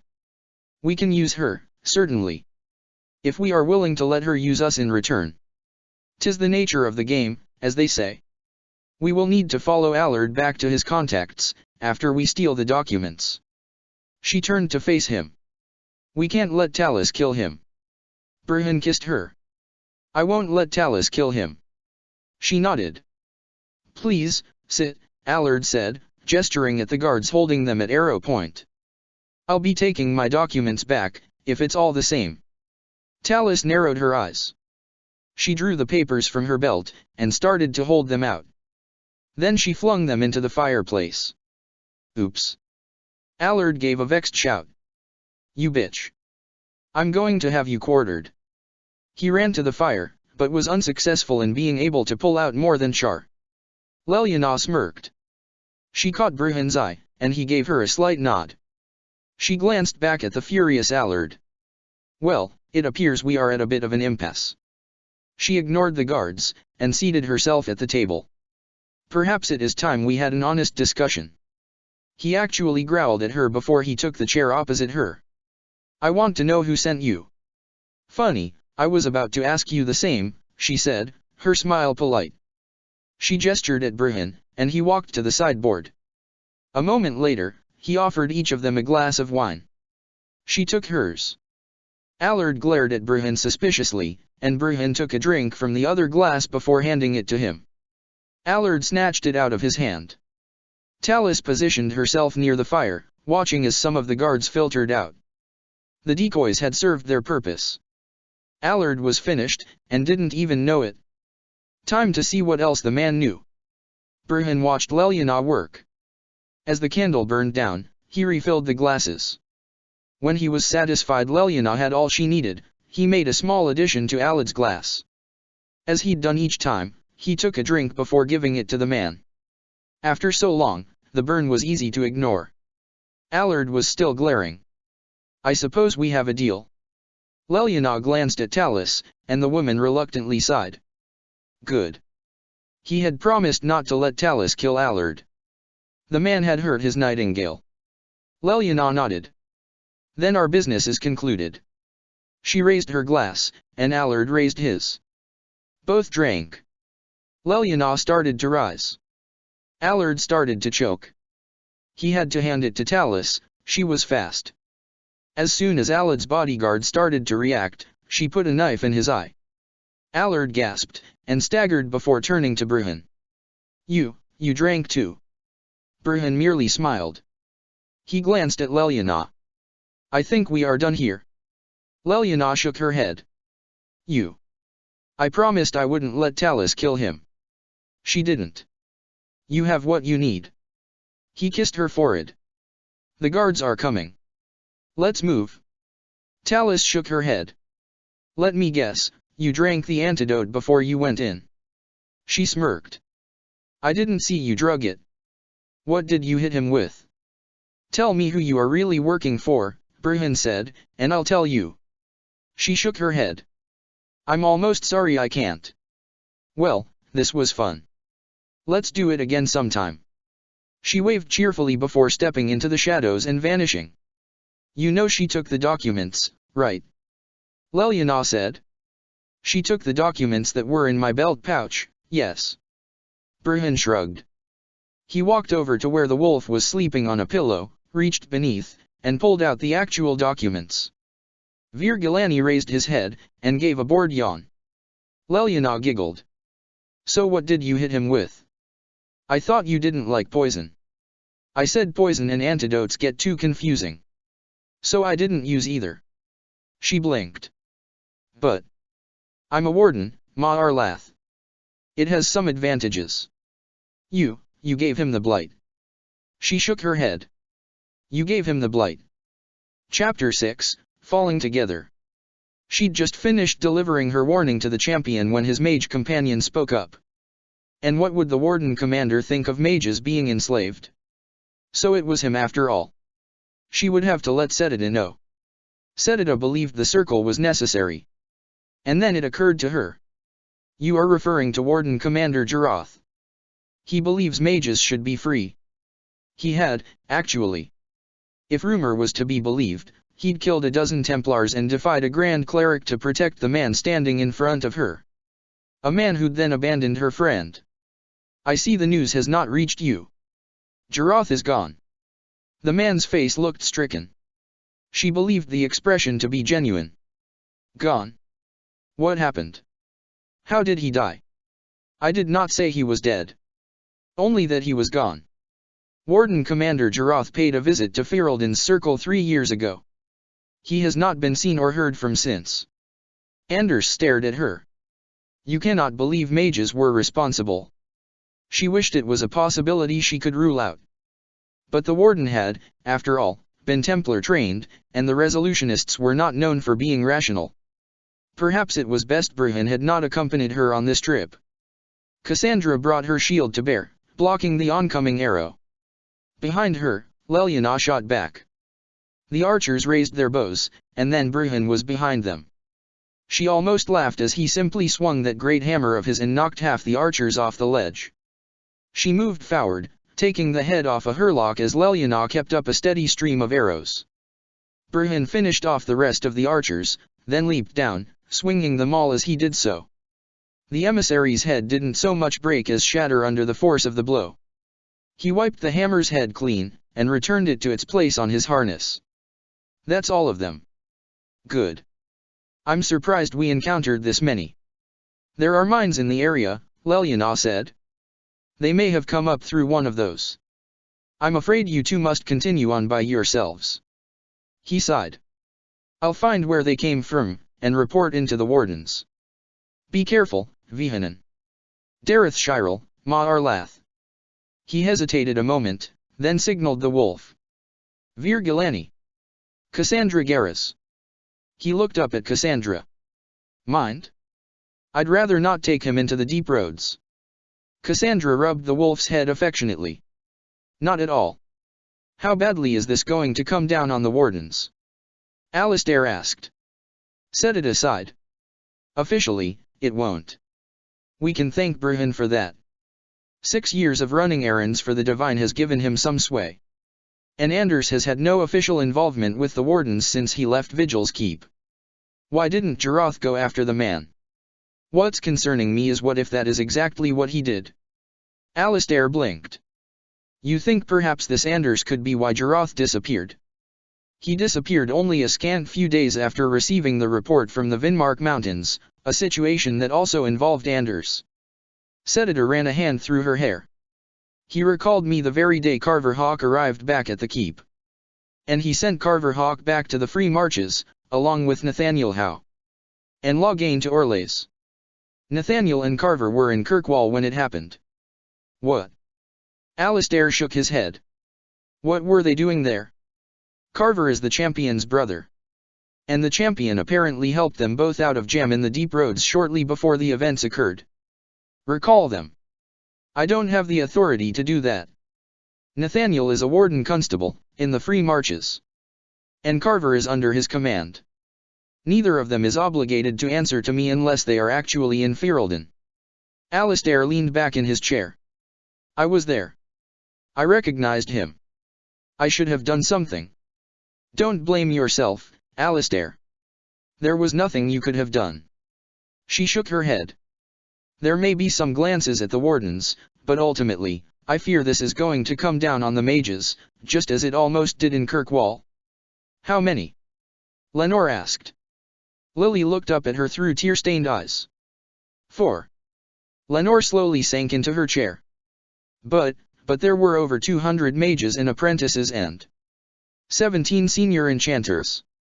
95 mages. 106 apprentices. 18 tranquil. Lily stared at the floor. We saved 4. She shook her head. Maybe if we'd had more warning, but who would have expected it to be Riven? Lenore moved to sit next to the other woman, putting an arm around her. Dares Muid is barely a circle. They found some of the female mages training in the tradition of the Seers. The Templars demanded they all immediately be made tranquil or executed, and first Enchanter Rivella, she tried to fight for them. And they invoked the right. What kind of monster puts children to the sword? Lily's voice broke. Lenore's hands clenched into fists. Templars. That new scout you recommended is a little odd, Cassandra said. Are you sure he's, well, sane? Well, he did spend 7 years as a werewolf, Bruhan replied. You are having me on.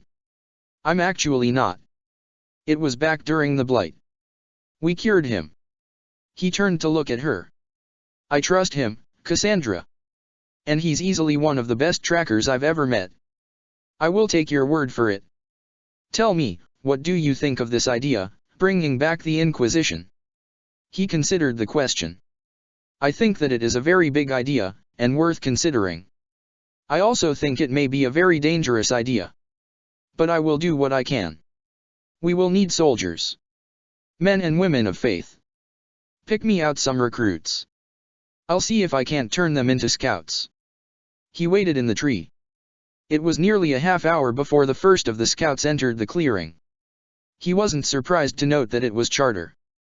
She started up the false trail he'd left, but stopped after a few steps. She walked backwards. He nearly sighed as her boots scuffed the moss. The others wouldn't need to follow him, they could merely follow her. 2 others entered the clearing a minute later. She pointed out the trail. He waited as they spoke, arguing over when they lost the trail. Then he held an acorn out, and dropped it on Charter's head. She winced, and gave only the barest glance upwards before going back to the argument. He sighed. Then he landed behind the young human man, holding a wooden stick to his throat in place of the knife. Congratulations. You found me. They had the good graces to look embarrassed. What did you forget? That you're a sneaky bastard, sir. Charter sighed. And to look up. He shifted his grip on the human to a headlock, and mussed his hair. Butcher here is my prisoner now. You two will wait here 1 hour, then come to his rescue. If you don't find him before sundown, Polecat gets to pick out your clothes this week. He glanced down at his prisoner. And Butcher. Yes, sir. If I catch you leaving them signs, I'm confiscating those cookies your mother sent. And eating them. You are a cruel man, sir. Josephine smiled as she saw Bruhan catch Leliana's hand. He spun her, eliciting a laugh, then moved into the steps of a formal dance. He grinned when he saw her watching, and gave her a completely unembarrassed wink before dipping Leliana into a kiss. "Did you need something, Josie?" he asked when he stood Leliana back up. "You had mentioned something about—" "Oh, right, the Cumberland contacts." He nodded, and headed down the stairs. Leliana watched him go, a smile playing on her lips. Josephine shook her head fondly. "You need a general," Bruhan said. "Isn't that why we have you?" Cassandra asked. Bruhan gave her a look that suggested she'd been repeatedly dropped on her head. "I can lead a band of scouts. However—" Cassandra sighed, and nodded. "However, what we are building here is more akin to an army. I spoke with Sir Alec, and he declined the honor. No, Alec won't leave Amaranthin short of another blight. The only other two generals I know are Setida and Loghain, and neither will work. For obvious reasons." Leliana leaned back in her chair. "Perhaps a chevalier. But which chevalier? I can count the number of chevaliers I'd trust with this on one hand, and none of those are available," Bruhan said. "Josephine has agreed to join us," Leliana said. "Perhaps she knows someone." Bruhan smiled warmly, then twisted his features into mock concern. "Josephine is coming along. This inquisition is going to end in my underpants nailed to the chantry board. Again." Cassandra shook her head. "At least mine aren't." "Elf." Cassandra narrowed her eyes. "I will. And you." A sigh came from Leliana. "Someday, one of you is going to tell me this story." She shook her head at both of them. "No." Cassandra folded her arms and glared. "Ir Abellas, ma Arlath. Ir Salin Haral ma." "You are not afraid of Cassandra." Leliana shook her head. "You just like knowing something I don't." "Well, yes." Bruhan smiled at her. "By the Dread Wolf." Finarl just stood there staring, his mouth slightly agape. "Bruhan." "Anathera, Lethalin." "How, what?" "My duties brought me through the free marches." "I heard." "Perhaps you should sit down, brother. I have much to tell you." "Knight Captain." "Seeker Cassandra." Leliana watched quietly as the acting Knight Commander of Kirkwall called instructions to his men. Given recent events, she was somewhat surprised to see him ordering the mages taken alive, and treated well. Cassandra began talking to him, most likely questioning him on what had happened. Bruhan elbowed her. She glanced over to him. "What about him?" "What do you mean, what about him?" He shook his head and laughed softly. "Half the circles are all but actively on fire, and yet here, where it actually began, there is stability." "You mean recruit Knight Captain Cullen?" Leliana considered a moment. "I'll mention it to Cassandra. How did your trip go?" "I do not wish to speak of it." Chapter 7, Family. Broska didn't recognize the man in warden armor, but he was definitely a warden. He didn't recognize the other man, either, or the elf. But he did know the woman. "Isabella." "Broska. I need a favor." Broska started to nod, then recalled where, exactly, Isabella had been the last few years. And who she'd been with. "Hawk, I presume." The tattooed elf almost immediately went on alert. The champion, however, merely nodded. "Isabella says you are one of the few people she trusts. And Zev says you and yours helped him out of a jam. What can I do for you? It seems we need to get out of the free marches. Fortunately, Antiva is beautiful this time of year." Cassandra ran her hand through the wolf's fur. She swallowed against the grief as she looked across at Bruhan. "I'm sorry, I..." Bruhan shook his head. "Don't blame yourself, Lethalin." He caressed Virgilani's head before removing his cloak to cover the wolf's still form. "He saved my life." Cassandra nodded. "He didn't." She shook her head. "I didn't signal him, he just..." She blinked tears back out of her eyes. "I know." Sorrow was visible on Bruhan's face. She felt something at the edge of her senses, but Alistair was supposed to still be in Amaranthin. Maybe he was back early. She headed in that direction, and then smiled. "Lenore." Nobody told me you were coming. The mage hugged her. That's because this isn't an official visit. And, it really can't be. Nobody knows I'm here, not even Braska and Zevran. Cathiel blinked, and frowned in concern. Is there trouble? No. Lenore sighed. Can we speak someplace more secure?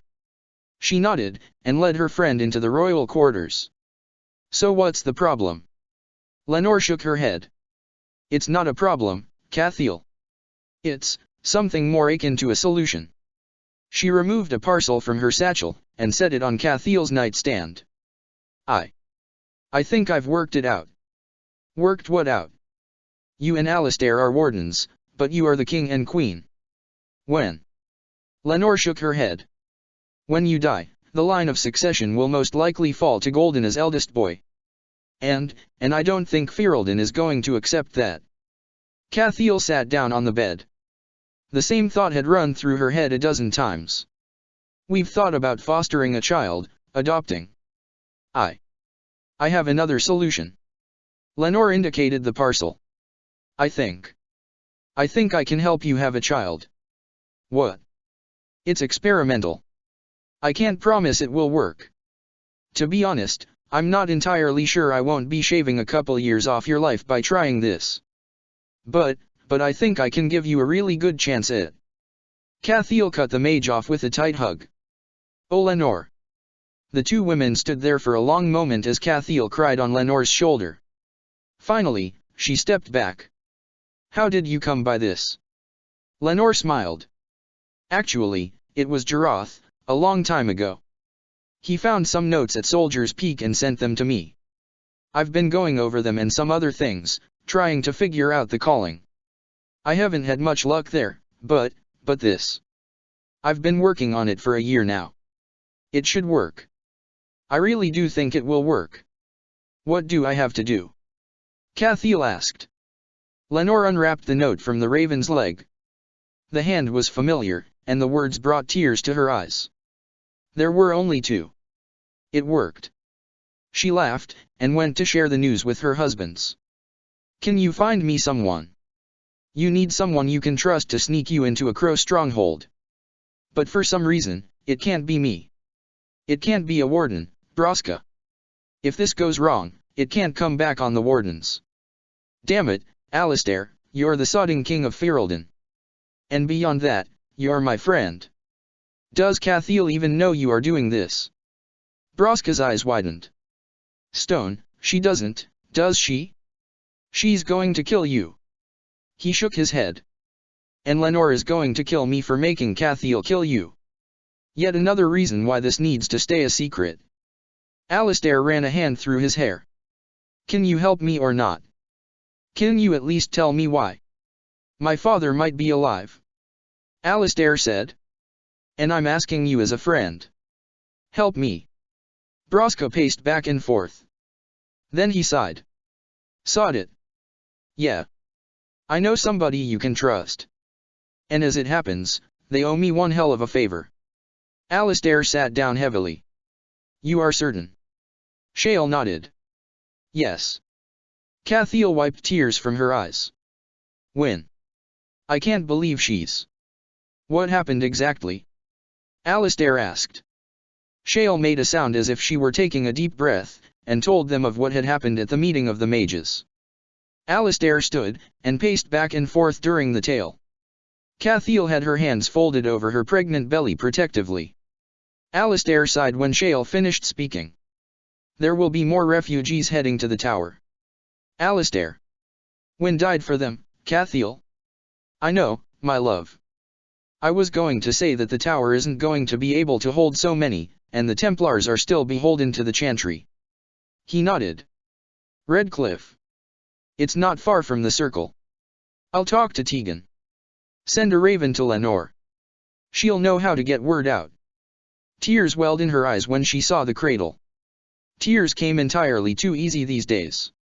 It was a work of art, carved with images of griffins in flight. Oh, Nijera, it's beautiful. She hugged the woman. I'm pleased you like it. I love it. She ran her fingers over the fine-grained wood. Oh, and look, there's Alistair and I. Two rampant griffins framed the thrones carved into the headboard. The little one is going to have quite the example to live up to. Have you thought of names yet? Wynne if a girl, Duncan if a boy. She'd considered her parents' names, but even after 9 years, that scar hurt too badly. It was hard enough realizing that her mother wouldn't get to see more grandkids. Wynne hurt too, but she'd known that was coming. Fitting, in a way, that the woman had died fighting the good fight. Wynne hadn't been meant to die in her sleep.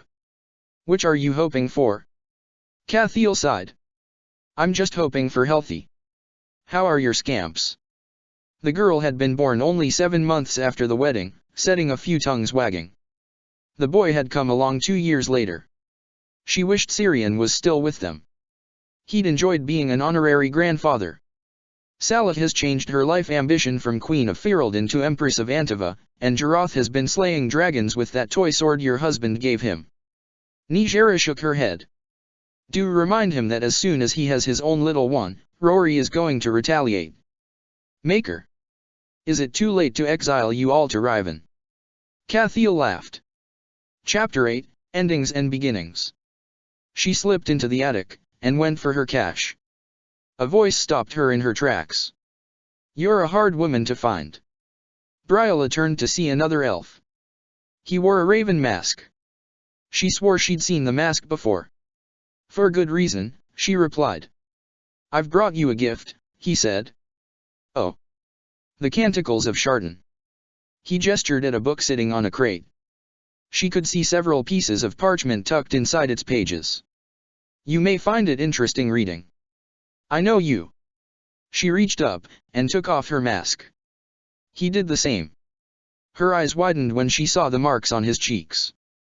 You're Dalish. I'm many things. Who are? And then she knew.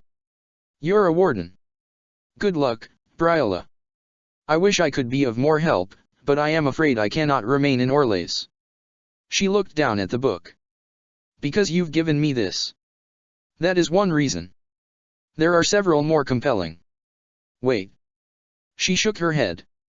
Your name, attached to our cause, would cause far more problems than it solved.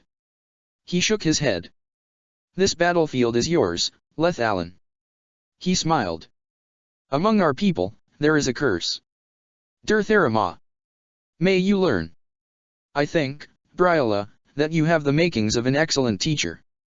He replaced his mask, and slipped out of the building as quietly as he'd come. She opened the book and looked at the first piece of parchment. Her eyes widened, and she smiled. The raven mask was sitting on her desk. She turned to see him standing, silently. It had been years since she'd last seen his bare face. The green lines over his cheekbones looked like stylized feathers. He'd told her, once, what they represented. She was ashamed to realize at this moment she could not recall. She smiled. Brehon. I was not expecting you. Is there news? Halam Shirel burned. I know. I'm sorry. Look at me, Dorothea. He hadn't called her that in a long time. She met his eyes. Tell me you played no part in this. She hesitated. Just a fraction of a heartbeat. But he had known her too long, and Leliana had taught him well. She might as well have hung out a banner. The Empire is in turmoil. It is civil war. A necessary sacrifice, then. Selene did not begin the violence, Brehon. How many times over the past few years have I killed for you, Dorothea? Why is it no one has a problem with elves raising blades, unless they do so in their own defense? You know how high the stakes are right now. Mages and Templars are all but at war with each other. Need I remind you it was a warden that set this all in motion? No, Dorothea. This was in motion long before Kirkwall. I came here with Leliana, but I have served you because, Mythil helped me, I actually believed. He shook his head. In you. I sent some of my people to their deaths because I believed in the words you spoke. And you could have ended this with words. Brehon. I am going back to Ferelden. I need you here. He shook his head, and his laughter was bitter. You think to give me an order, most holy. He took a step towards her. Tell me, When exactly did you forget? Forget? What I am? Naked anger shone on his face. We are the Dalish, keepers of the lost lore, walkers of the lonely path. We are the last of the Elvaenan. His eyes met hers. And never again shall we submit. Bruhan. Der Theramah, Herelen. He was gone. She touched the raven mask he'd left behind. And then she sat down behind her desk and wept. She saw him packing his rucksack. Justinia has a task for you. Leliana smiled brightly. Where are you going? Back to Ferelden. It's time I resumed my duties as a warden. He draped the blue cloak around his shoulders. She froze. You are leaving?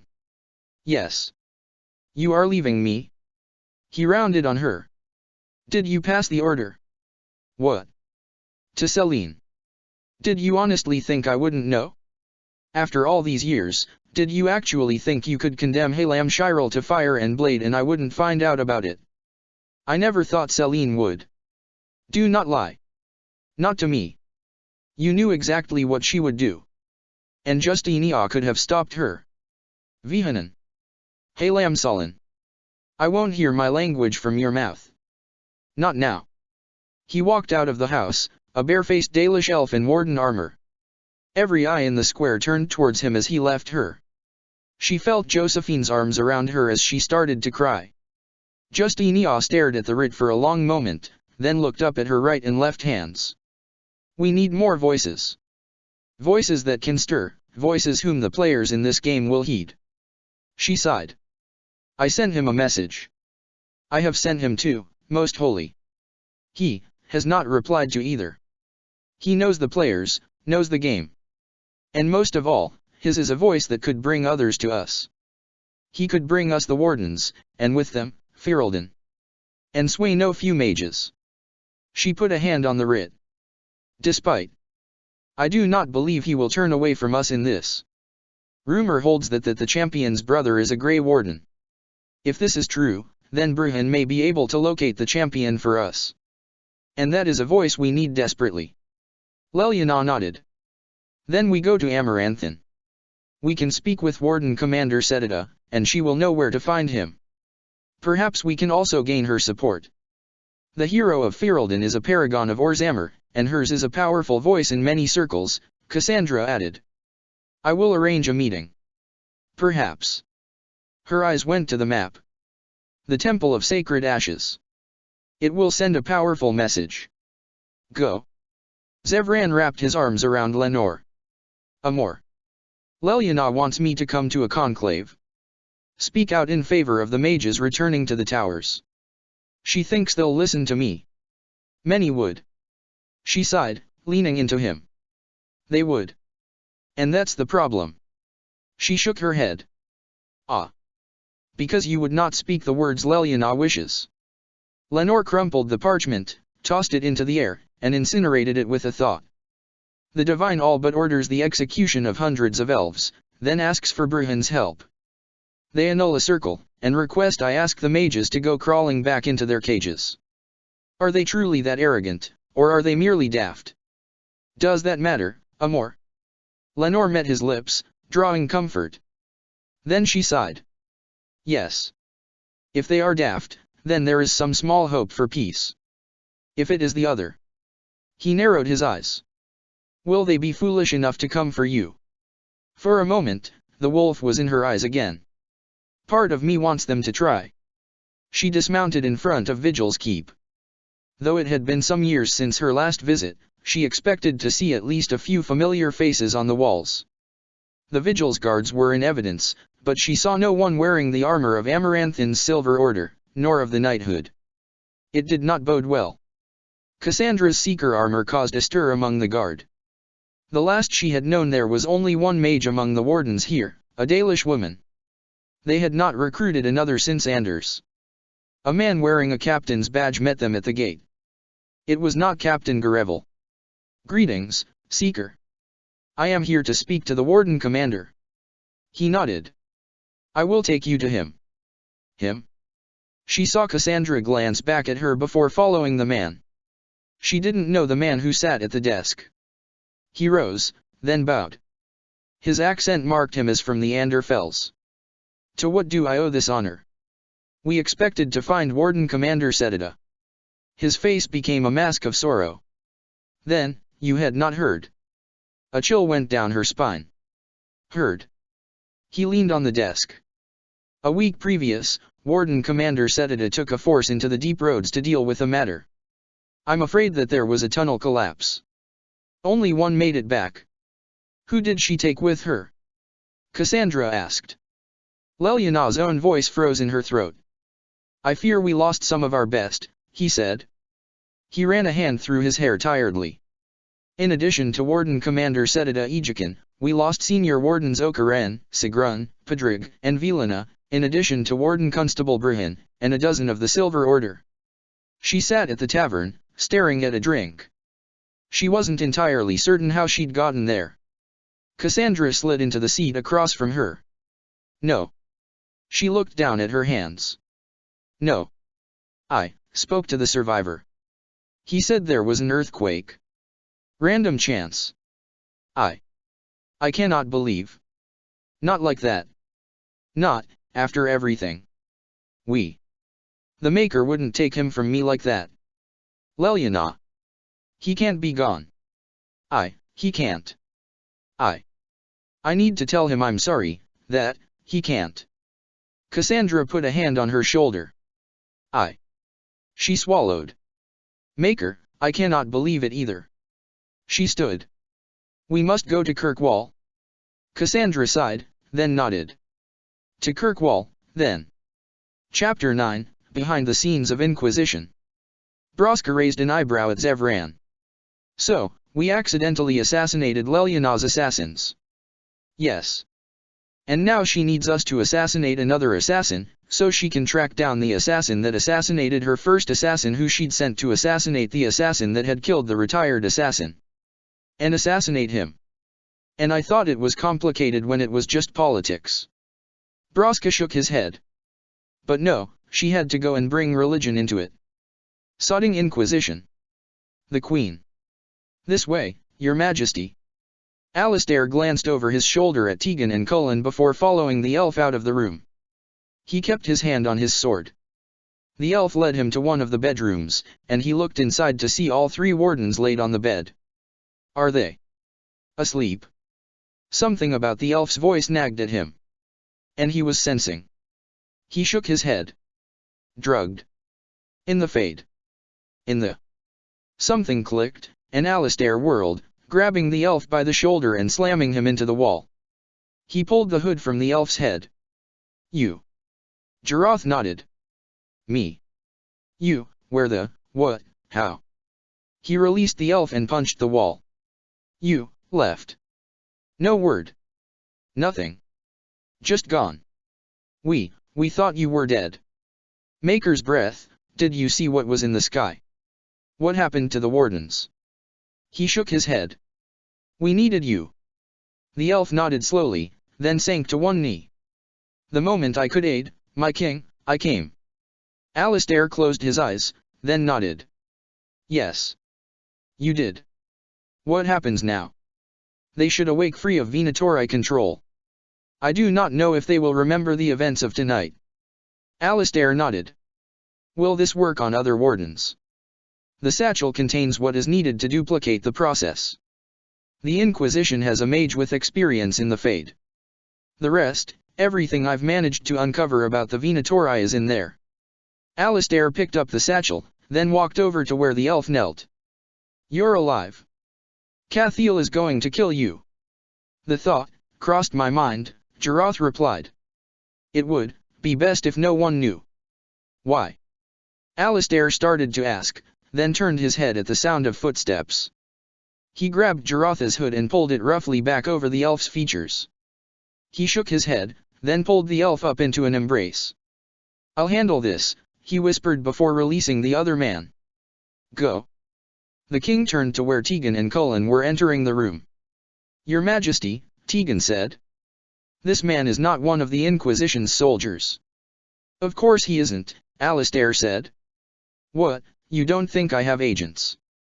He forced his tone to be light, but stepped forward to block Cullen's path as the Inquisition's commander started to walk towards the elf. Jarath slipped into the hallway, and was gone. He hid a sigh of relief by saying, "Commander, I believe your Inquisition forces are at the gate." Cullen started to press forward, and Alistair directed his attention at the wardens on the bed. "They are unconscious. They will awake free of Corypheus's control." "With all due respect, Your Majesty," Cullen said. "Redcliffe currently does not have a mage," Alistair spoke over Cullen, injecting a note of command into his voice. "If it is not too much trouble, I would like to request the services of one of your mages." His gaze softened as he looked at Cathiel. "They are currently trapped in the Fade. A mage could greatly increase the likelihood of their survival." He glanced down at a satchel in his hands. "And it seems I have information your Inquisition may find useful." He looked over at Tegan as he heard the voices coming their way. "Uncle, would you be so kind as to direct the Inquisition's people this way?" "I should," Cullen started to say as Ruya entered, followed by some of her people. Alistair shook his head and put a hand on the man's arm. "You should sit down before you fall down, Commander." He smiled gently, then turned his attention to the newcomers. "Lady Inquisitor Trevelyan," he said, giving her a respectful incline of his head. "My son?" he asked. "With Ambassador Josephine," Ruya responded. "I sent a runner to tell her the castle is secured." She looked around. "A pleasure to meet you, Your Majesty. I wish the circumstances were less normal," he said, smiling. "You have a mage with you? One knowledgeable about the Fade?" Ruya blinked, then gestured to Salas. Salas raised an eyebrow at the king. Alistair nodded to him, then gestured at the room behind him. "The wardens are in there. They are currently in the Fade, in an attempt to free them from Venatori control. Could you be of assistance?" Salas gave the king a surprised look, then glanced at Ruya before nodding. "I believe I can." Alistair nodded, then began filling Ruya in on the events of the evening. Alistair felt a slight ping to his senses as he stood on the ramparts, and chuckled. "You are lucky Bruhan has already left." "I saw the Inquisition forces leave," Jarath responded. "Thank you." "I should definitely be the one thanking you," Alistair responded. "They are okay. That mage Ister, the one you killed, he used Cathiel and Setida as shields. Dared me to come through them. He could have ordered her to kill me. And then you." He shook his head. "You kept Duncan safe. You gave Cathiel back to me. You protected Ferelden." He smiled, then added as an afterthought, "Pretty sure you saved my life a couple times tonight also." "I had a spare moment or two," Jarath replied. "Jarath. I can't answer your questions, Alistair. You have no idea how much I wish I could. Please, don't make me lie to you." Alistair sighed, and nodded. He closed his eyes. "I told them you were my agent, that you'd been gathering information for me." He chuckled. "I think they actually bought that. It's more believable than you think. The throne suits you. I will chuck you off the top of this tower," Alistair threatened with a smile. Slowly, the smile faded from his face. "You're alive. I should be holding a banquet, or a parade, or something." He sighed. The Inquisitor's eyes when she saw that satchel. "You've apparently been busy. How can I help? Do you need supplies? Gold? An army?" "Silence, Your Majesty," Jarath responded. "And the tale you've already spun. Your agent, that should suffice as cover if I must make contact with the Inquisition again. Well, just let me know what lies you need me to confirm. It will be more believable if I know what they are going to be asking about." He sighed. "Sure you don't want a parade? It would be in your honor," he teased. "I hate parades. Especially when they are in my honor." Alistair chuckled, then his smile faded again. "Last time He sighed. "I'm sorry, about your father." "You gave him a royal procession," Jarath said softly. "It seemed the least he deserved. The Debris clan has given Ferelden some of its best." He chuckled. I've thought about sizing her on Orlays a few times. She got married, did you know? Yes. I arranged for a gift to be sent. Alistair blinked, then laughed softly. That puzzle box nobody could figure out where. He laughed again. Those Grey Warden hand puppets. I thought you'd like those. Were they for me or Duncan? Alistair smiled. Don't answer that. I'm glad you aren't dead. He leaned his elbow against the ramparts, and gave the elf an appraising look. If I hadn't seen you fight, then the fade. I might not have recognized you at all, even without the hood. I don't think even Broska would call you kid anymore. Jarath rolled his eyes. You've held the throne 10 years now. Tell me Setida wasn't ordering you around while she was here. Alistair chuckled. At least she didn't do it in front of everyone. He sighed. She's going to kill you, you know. Then me. Then you again. Maker. Cathiel is going to kill us. You are Alistair. Grey Warden. King of Ferelden. You laugh in the face of danger. That's against Darkspawn and dragons. He shook his head.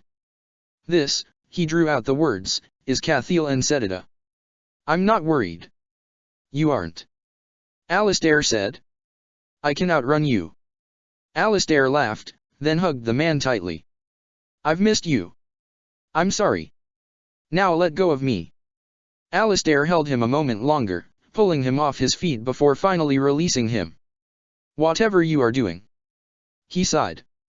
Don't just vanish again. Jarath sighed. Duncan is a cute kid. Takes after his father.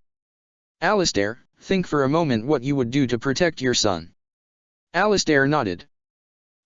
There isn't much I wouldn't do. I'm protecting mine. Alistair nodded. Morrigan. Jarath nodded.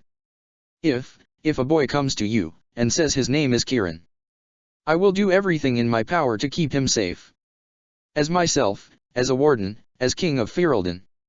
Alistair's voice softened. As your friend. I swear it. Thank you. I should go, before Cathiel comes looking for you. I will see you again, Alistair. Cathiel set down the book, and gently rearranged the covers on her son before looking over at the other children. Salah was asleep, but Jarath was still awake. He had his wooden sword tucked in next to him. She reached over, and ruffled his ginger hair. Sleepy time, little knight. He shook his head at her. Daddy's not back yet. I've gotta stand guard. Ser Keelan's on the wall tonight. Jarath stuck out his lower lip stubbornly, and for a moment looked exactly like his father. Protectin' the prince is my sponsibility. She kissed his forehead. All right. But I'm going to put the light out, okay? 'Kay. She blew out the candles, leaving only the glowing stone, and closed the door behind her. She was halfway down the hall when she saw Nigera coming her way. I put them to bed already. Her steward smiled.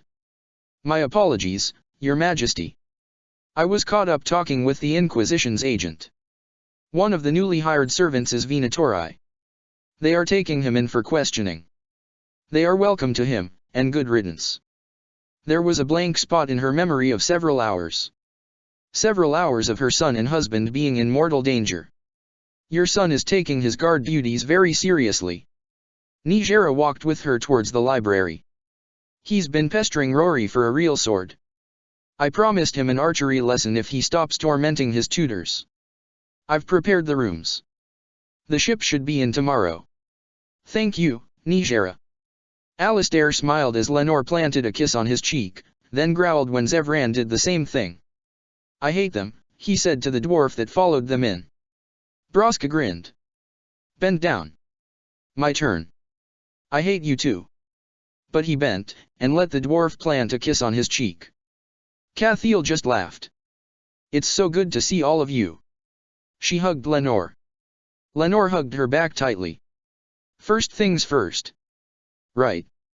Cathiel grabbed her hand and led her off to the nursery. How is the tyke? Broska asked. Almost talking. Alistair smiled proudly. I hear you're an uncle again. girl this time.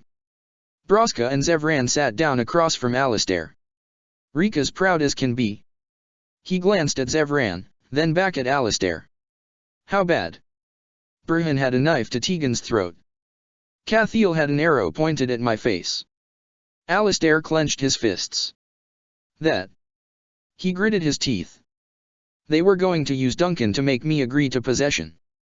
They got dead, yes? Zevran asked, his eyes angry. Yes. He ran his hands through his hair. They got dead. He wanted to give them the news. Tell them just who had actually saved him. But he'd promised, and he owed the man far too much to go back on his word. The Inquisition has people at Vigil's Keep, and here. With this ritual. He sighed. We should be able to keep what few wardens remain safe. Zevran and Broska exchanged a look. Yeah, we were thinking about that. Reckon maybe having a warden court mage might not be the best. Alistair blinked. Unfortunately, there aren't a lot of mages I'm all that inclined to trust at the moment. I gave the lot of them shelter, and they promptly tried to feed themselves to Tevinter. The thought occurred to us, Zevran said. You need someone smart, powerful, overprotective, and loyal. Someone like our own dear Lenore, just not a warden, yes. Happens we've got someone might suit. All right. Alistair nodded. Who do you have in mind? Alistair gave the man a small bow. A pleasure to see you again, champion. Hawk returned the bow. All things considered, I'm not sure I should still be using that title. Call him Hawk, Broska said with a shrug. Everyone else does. Broska leaned back in the chair. Whatcha think, Your Highness? He's the next best thing to Fireball herself, and he comes with his own bodyguard. Broska jerked a thumb at the elven man standing a few feet behind Hawk. King Alistair, this is my husband Fenris. Hawk nodded at the man. Good to meet you. Alistair held out a hand, and the other man shook it. I trust Broska's recommendations wholeheartedly, and I'm aware of your reputations. I'd be a fool not to accept. Our steward, Nijera, can see to your accommodations. You have children, yes. 2. Sala and Caleb. And our girl, Orana. Talk to Nijera, she'll get you all settled in. Welcome back to Ferelden. Thank you, Your Majesty. Cathiel smiled as she watched an attentive Salah and Jarath listen to Caleb play the flute. There had been a few minutes of name confusion between Salah and Salah. Broska had solved the problem by dubbing the older girl Bertie and the younger princess. In addition to a court mage and bodyguard, they'd also apparently acquired a couple minstrels. Caleb had been awestruck by the library, and the lad had actually teared up when Alistair had told him he was welcome to visit at any time. He eagerly read to and played for the other children, and Orana had quickly made herself useful in the nursery as well. Salah, or Bertie, spent most of her time with her father, functioning as his apprentice. She felt another warden coming up behind her, and turned to see Lenore. Lenore was smiling at the children. Sweet kids, aren't they? You aren't going to try for any of your own? Cathiel raised an eyebrow. I've got a dozen, Lenore replied. We are relocating the little tower to house Broska's holdings in Kal Hirol. Technically, it's a dwarven holding, not a Ferelden one. She looked at the kids, then back at Cathiel. How are you holding up? I can't remember what happened. She sighed. I'm not sure if that's more frightening or less. She leaned into Lenore, and Lenore put a comforting arm around her. Thank you for bringing Hawk. Considering his reputation, anyone would think twice before trying to come through him. Who better to guard my favorite king and queen than my favorite cousin? They watched Caleb trying to show Salah how to play the flute. Cathiel wrapped her arm around Lenore's waist. Cullen is the leader of the Inquisition's military. Hawk told me. They were friends in Kirkwall. Glad to hear he's doing well. Lenore sighed. Hawk told me about Loghain. Hell of a thing. You can say that again. Broska, Zev, and I will head out to Skyhold soon. I imagine Burhan and I are going to have some notes to compare. We'll be back though. Lenore. Yes. Burhan said he asked if Hawk had contacted you or if you'd seen him, and you told him no. The warden constable had no business asking, and the divine's hands can bite me. Cathiel laughed. Lenora Mel, I have missed you. Iron Bull, Varric, and Dorian were playing cards in the front room. They'd let him pass, but they'd notice. Ask questions. Neither suited him. From the attic window he could reach an eave, and he pulled himself up to the roof. A running start and a leap took him to the next roof, then the next. A handy tree branch got him to the ground, and he landed lightly. Cassandra had left the raven mask in his room. He hadn't been surprised to find the woman had kept it. He put it on, then drew up the hood of his cloak. Silently, Burhan moved through the darkness into the slums. Word from Ferelden said you were dead. He turned at the sound of the woman's voice. I got better. Raven. Ambassador. Briola smiled warmly, and kissed his cheek. I'm told the settlement actually threw a party when they heard you were alive. Keeper Linnea so informed me. Burhan returned the smile. I wish this were a social visit. Indeed. The Inquisitor. She's. He shrugged. Unexpected. She wants to meet with you. On your terms, but she's guaranteed safe passage if you wish to come to Inquisition Holdings. We'll be at the masquerade. At the side of Gaspard. Briola's eyes narrowed. He had the invitation. He folded his arms. Corypheus needs Orlais in chaos. The last thing elves need is a return of the Imperium of old. Give me the map. Selene wishes me to return to her side, to put my agents at her disposal once more. Gaspard would make the same offer. Your side. She's a mage. She knows what the inside of a cage looks like. There are elves among her advisors, and not only myself. She listens and heeds our counsel. And she may just be the real thing. She banished your order. Briola tilted her head at him. Regretfully, she had cause. He leaned against the wall. She can do this, Briola. After a moment, Briola nodded. What do you need from me? Orlais requires stability. Either Selene or Gaspard could give it that. Who stands when the dust settles? Briola considered the question. Who will the Inquisitor decide? She's a peacemaker. A diplomat. She would strive to bring them both to heel. That would be a disaster. Once the greater threat is vanquished, they will turn on each other once more. And our people will suffer. Then choose. He watched her pace back and forth for several minutes. Finally she sighed. Selene wants me at her side. From there, I can guide her as I did before. Can you sway the Inquisition against Gaspard? I can. He drummed his fingers against his arm. I'm going to need a knife. A quick thrust up and through the heart. The man died without making a sound. He dumped the body by the fountain, making sure the crest on the dagger was visible. Burhan could see the bodies of the servants. More casualties of the bloody game. The cloak went into the bushes. Switch the raven for the owl, and he was a completely different person. He headed back into the party to inform Briola, and play his role for the Inquisitor.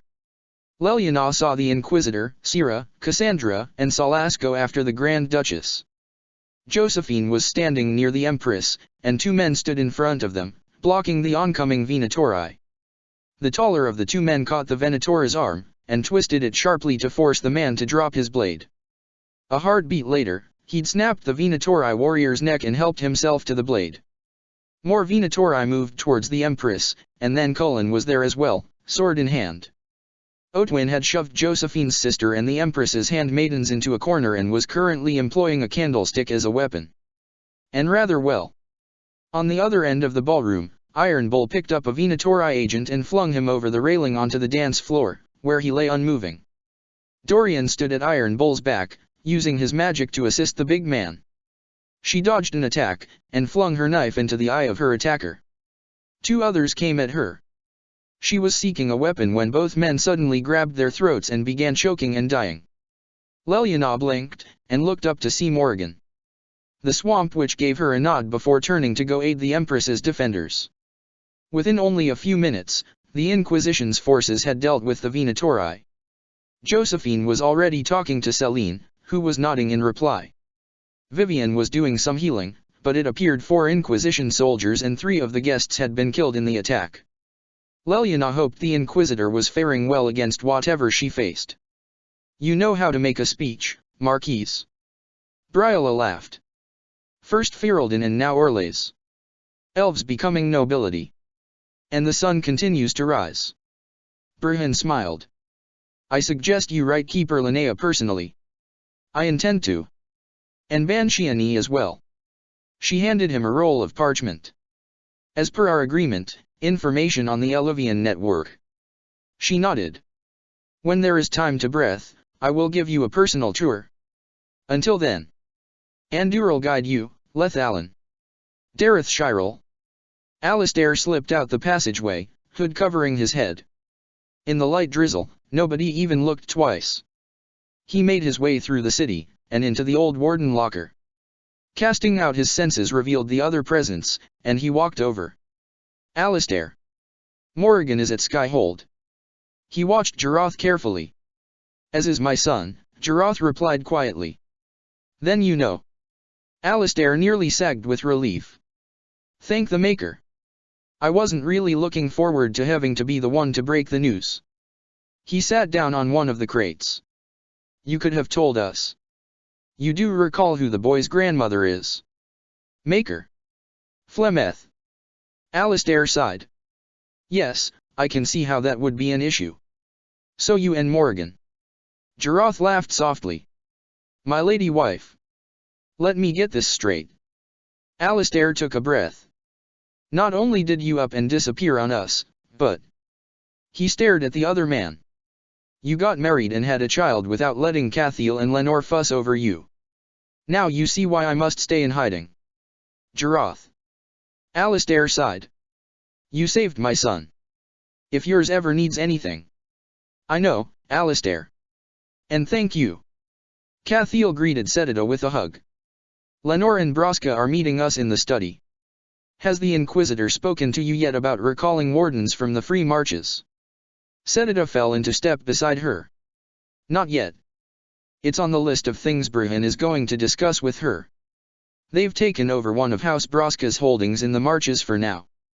Setida smiled at Braska and Lenore as she entered. Stone, it's damn good to see you too. Almost like old times. Braska grinned, and put his feet up on the table. Shame Songbird had to head back up to Skyhold. Alistair will be along as soon as he's done talking to Ser Gilmore. Lenore, I've a question. No, I never tongued Leliana. She grinned. Thought about it a few times though. Hawk laughed. Brujn just shook his head. What did you think of Salas? He's fascinating. Doesn't care much for wardens though. Brujn ran a hand through his hair. This may sound stupid, but do you think you've seen him before anywhere? What do you mean? Lenore raised an eyebrow. First time I met him, I couldn't shake the feeling I'd seen him before. You. Lenore tilted her head. He's an older, bald, keeper-type mage who knows a lot more than he lets on. Didn't you beat the ever-loving shit out of one of those once? Varric choked on his drink. What's that? Zithrian.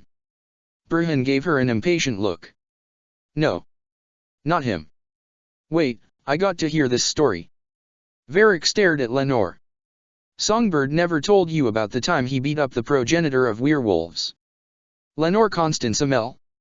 You're going to want to sit down for this one. I hate you. What exactly have you told the Inquisitor about wardens? Cathiel folded her arms and glared at Brujn. Brujn sighed. Everything. Everything. The joining, how we kill archdemons, the architect, the calling, everything. She needed to know, and she hasn't shared the information. Damn it, Brujn. Alistair banged a fist on the table. You of all of us should know better. There is precedent, Alistair. Verrill was brought into the Warden's confidence due to extenuating circumstances. I think we can all agree these circumstances are very extenuating. He sighed. Setida told me to use my judgment, and I have. You trust her? Cathiel raised an eyebrow. Yes. I do. Cathiel and Alistair exchanged a look. Finally, Alistair nodded. All right. I'll tell Lenore she can hand over what she has. I'd like to meet with your agent. Roland. He clearly has a source within the Venatori, and we need that information. Alistair sighed. Next time I speak with him, I'll let him know. No promises though, you wouldn't know about him at all if your own network hadn't sprung leaks. I suppose you have a point there. Burhan sighed. Where did you acquire Roland? I met him during that mess. Cathiel punches me for every time I mention it and that I've been refusing to tell you about it all. Burhan's eyes narrowed. Is he Crow or Cunary? Neither, he works for me now. Alistair Constance Thurin. Cathiel tapped her foot impatiently. He made a gesture of surrender. I'll introduce you next time you two are in the same vicinity. You lied to me? Burhan folded his arms and stared at Lenore. Oh. Lenore smiled innocently. About what? I distinctly remember asking you if Hawk had contacted you or if you had any clue regarding his whereabouts, and you told me no. Oh. That. Lenore waved a hand dismissively. Lenore Constance Amel. Left hand of the divine knocks on my door, says, excuse me, know where your cousin is, we'd like to drag him in, question the shit out of him, and maybe make him tranquil, and you expect me to just hand him over. I didn't say anything about making him tranquil. Right, cause you didn't spend half of the last 6 years trying to talk Alistair and Cathiel down from helping out the Ferelden Circle. I was trying to. She jabbed a finger into his chest. Damn right I hit him. Who do you think smuggled the Kirkwall mages out of the marches? I'm supposed to just forget about what it was like in the circle because they sent you to ask? Sorry, Burhan, you might do it for Leliana, but I like my elves a little less stick up the ass. She jabbed him again. Hey, here is a thought. Maybe if the fucking Templars hadn't shoved Anders into a hole and left him there for a year, the Chantry would still be standing. So yeah, I hit him. And if anyone has a problem with that, they are welcome to bring it to me and I will set them on bloody fire. We clear? Burhan sighed, and nodded. Crystal. Good. She leaned forward and kissed his cheek. Nice seeing you again. Don't be such a stranger. She waved cheerfully before leaving the room. Just tell me you two weren't responsible for his escape. Burhan narrowed his eyes at the two mages. For there being little actual family resemblance, it was amazing how much the two of them looked alike. The Inquisitor can attest that we were under the watchful eyes of herself and a Seeker. Hawk smiled. Not to mention a half-dozen Inquisition guards, another mage, an ex-Templar, and several spies you personally trained. Lenore folded her arms. Burhan rolled his eyes, and followed Iron Bull into the cells. He cast out his senses, sniffed the air, and stopped short. Something wrong, Songbird? Iron Bull raised an eyebrow. Yes. Iron Bull immediately straightened, then put a hand on his axe. What? It's not possible, but... He turned a slow circuit. I would bet gold that sometime within the past 2 days, Loghain was here. Grumpy old warden that got left in the Fade Loghain. That's the one. He closed his eyes as he moved through the room, letting his senses guide him. Loghain came out of this cell, moved into the one that held Carver, then both went out the door. He opened his eyes and followed the trail, Iron Bull and a half-dozen chargers at his heels. They hadn't gone far when Dalish tilted her head to one side. You aren't actually looking for tracks. Don't need to. Burhan followed the sense of Carver into the tunnels. Iron Bull laughed. Hot damn, you really can smell them. It's complicated, but that's close enough. He stopped at a small alcove. Loghain's trail vanishes here. Carver keeps going. He pointed. Look around, anyone see anything? The trail nearly led them into a full circle before turning east. There was a note tacked to a tree. Heading into the swamp next, you might want to get better boots. Mind the blight wolves. Burhan crumbled the parchment and threw it. He's screwing with us. Potter crushed the parchment under the toe of his boot. Any idea why, sir? Burhan let out a string of curses in Elvish, Dwarven, and Kunlat before shaking his head. Best guess? Because he's a bloody bane of my existence, Amel. Turn back. Send a raven back to Skyhold. That's the Inquisitor's decision. You owe me 10 gold. Hawk's voice was practically gleeful. Lenore threw the coin purse at him, then gave Burhan a disappointed head shake. How the hell did he get away from you? Burhan sighed. I got to the edge of the Black Marsh and the trail simply vanished. Like Loghain's had earlier. Except it couldn't have been Loghain, he's dead. Lenore waved a hand. I'm telling you what I sensed. He shook his head. The Inquisitor told me to head back here and see if you'd managed to find anything new. We need more than a few days. He nodded, then glanced over at Hawk. Cassandra mentioned you knew a Sominari, in Tevinter. I might. Hawk raised an eyebrow. Why? We could use information on an orb. He described it. Corypheus got it from some ruins in the Korcari Wild. An elven mage, Varlaw, was using it to try to summon something. What? Lenore. An elven mage. Yes. He raised an eyebrow. Named Varlaw. He blinked. You know her. She's Jarotha's sister. Everything in Skyhunter's report ran through his head. Maker. He sat down slowly. She even said the wardens had taken her brother. What she'd been doing. He started to shake his head. No. No. No. No what? He blinked at Lenore, surprised that he'd actually spoken aloud. The demon caught us all in the Fade. All of us except Jaroth. He looked down at his hands. Maker, where does a 15-year-old elf learn to fight like that? Burhan. Varlaw. In the wild. She was experimenting with. He swallowed. With putting demons into children. She said she'd been successful once before, but the Templars had taken her away. He looked up at Lenore. Her brother. The wine glass slipped out of Lenore's hand and fell to the floor. That must be how he survived killing the archdemon. Lenore paced back and forth.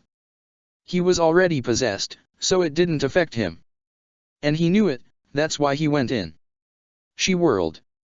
If he's possessed, then Corypheus couldn't have controlled him, right? Anders was possessed. Hawk gestured. Corypheus didn't have a lot of trouble controlling him. So far the only two wardens we know of that weren't controlled by Corypheus and the Venatori are Alistair and Carver. Burhan ran a hand through his hair. Both Templars. Alistair trained Jaroth, Jaroth trained Carver. Lenore began juggling a small ball of fire. So if it's the Templar thing that makes the difference. Corypheus controlled the mages by using demons. Hawk folded his arms. But we don't know what was possessing Jaroth. Lenore added a second ball of fire. We do know that he was stable, a lot more than Anders was. I mean, for crying out loud, Burhan. You punched him in the face and he took it. Maker. Burhan shook his head. That's why he didn't defend himself. He must have been trying to keep it contained. In the Bricelian forest, I asked him how he was controlling the urge not to kill all our friends. Lenore shook her head. He said practice. I thought he was just being a smartass. Hawk leaned on the table. So that's the question then. Did Jaroth Tabri disappear because he was hunting Corypheus? He looked up. Or because he was an abomination? And what does it mean if the answer is both? Lenore sent both balls of fire into the fireplace where they caused the logs to burst into flame. We saw him in the Fade. Hawk, when you took Anders into the Fade, it was Justice in control. It was obvious he was possessed. Jaroth was just Jaroth. Lenore sighed. He said Varlaw was taken to the circle when he was 6. Possessed that young? It's possible Jaroth was never just Jaroth. Burhan sighed. So what do I tell the Inquisitor? You don't have to tell her anything, Burhan. Lenore. Burhan sighed. We are dealing with something out of legend. And? He shook his head. And the son of Jaroth and Morrigan is at Skyhold right now. Oh. Fuck. Where did Varlaw get the orb? Hawk raised an eyebrow.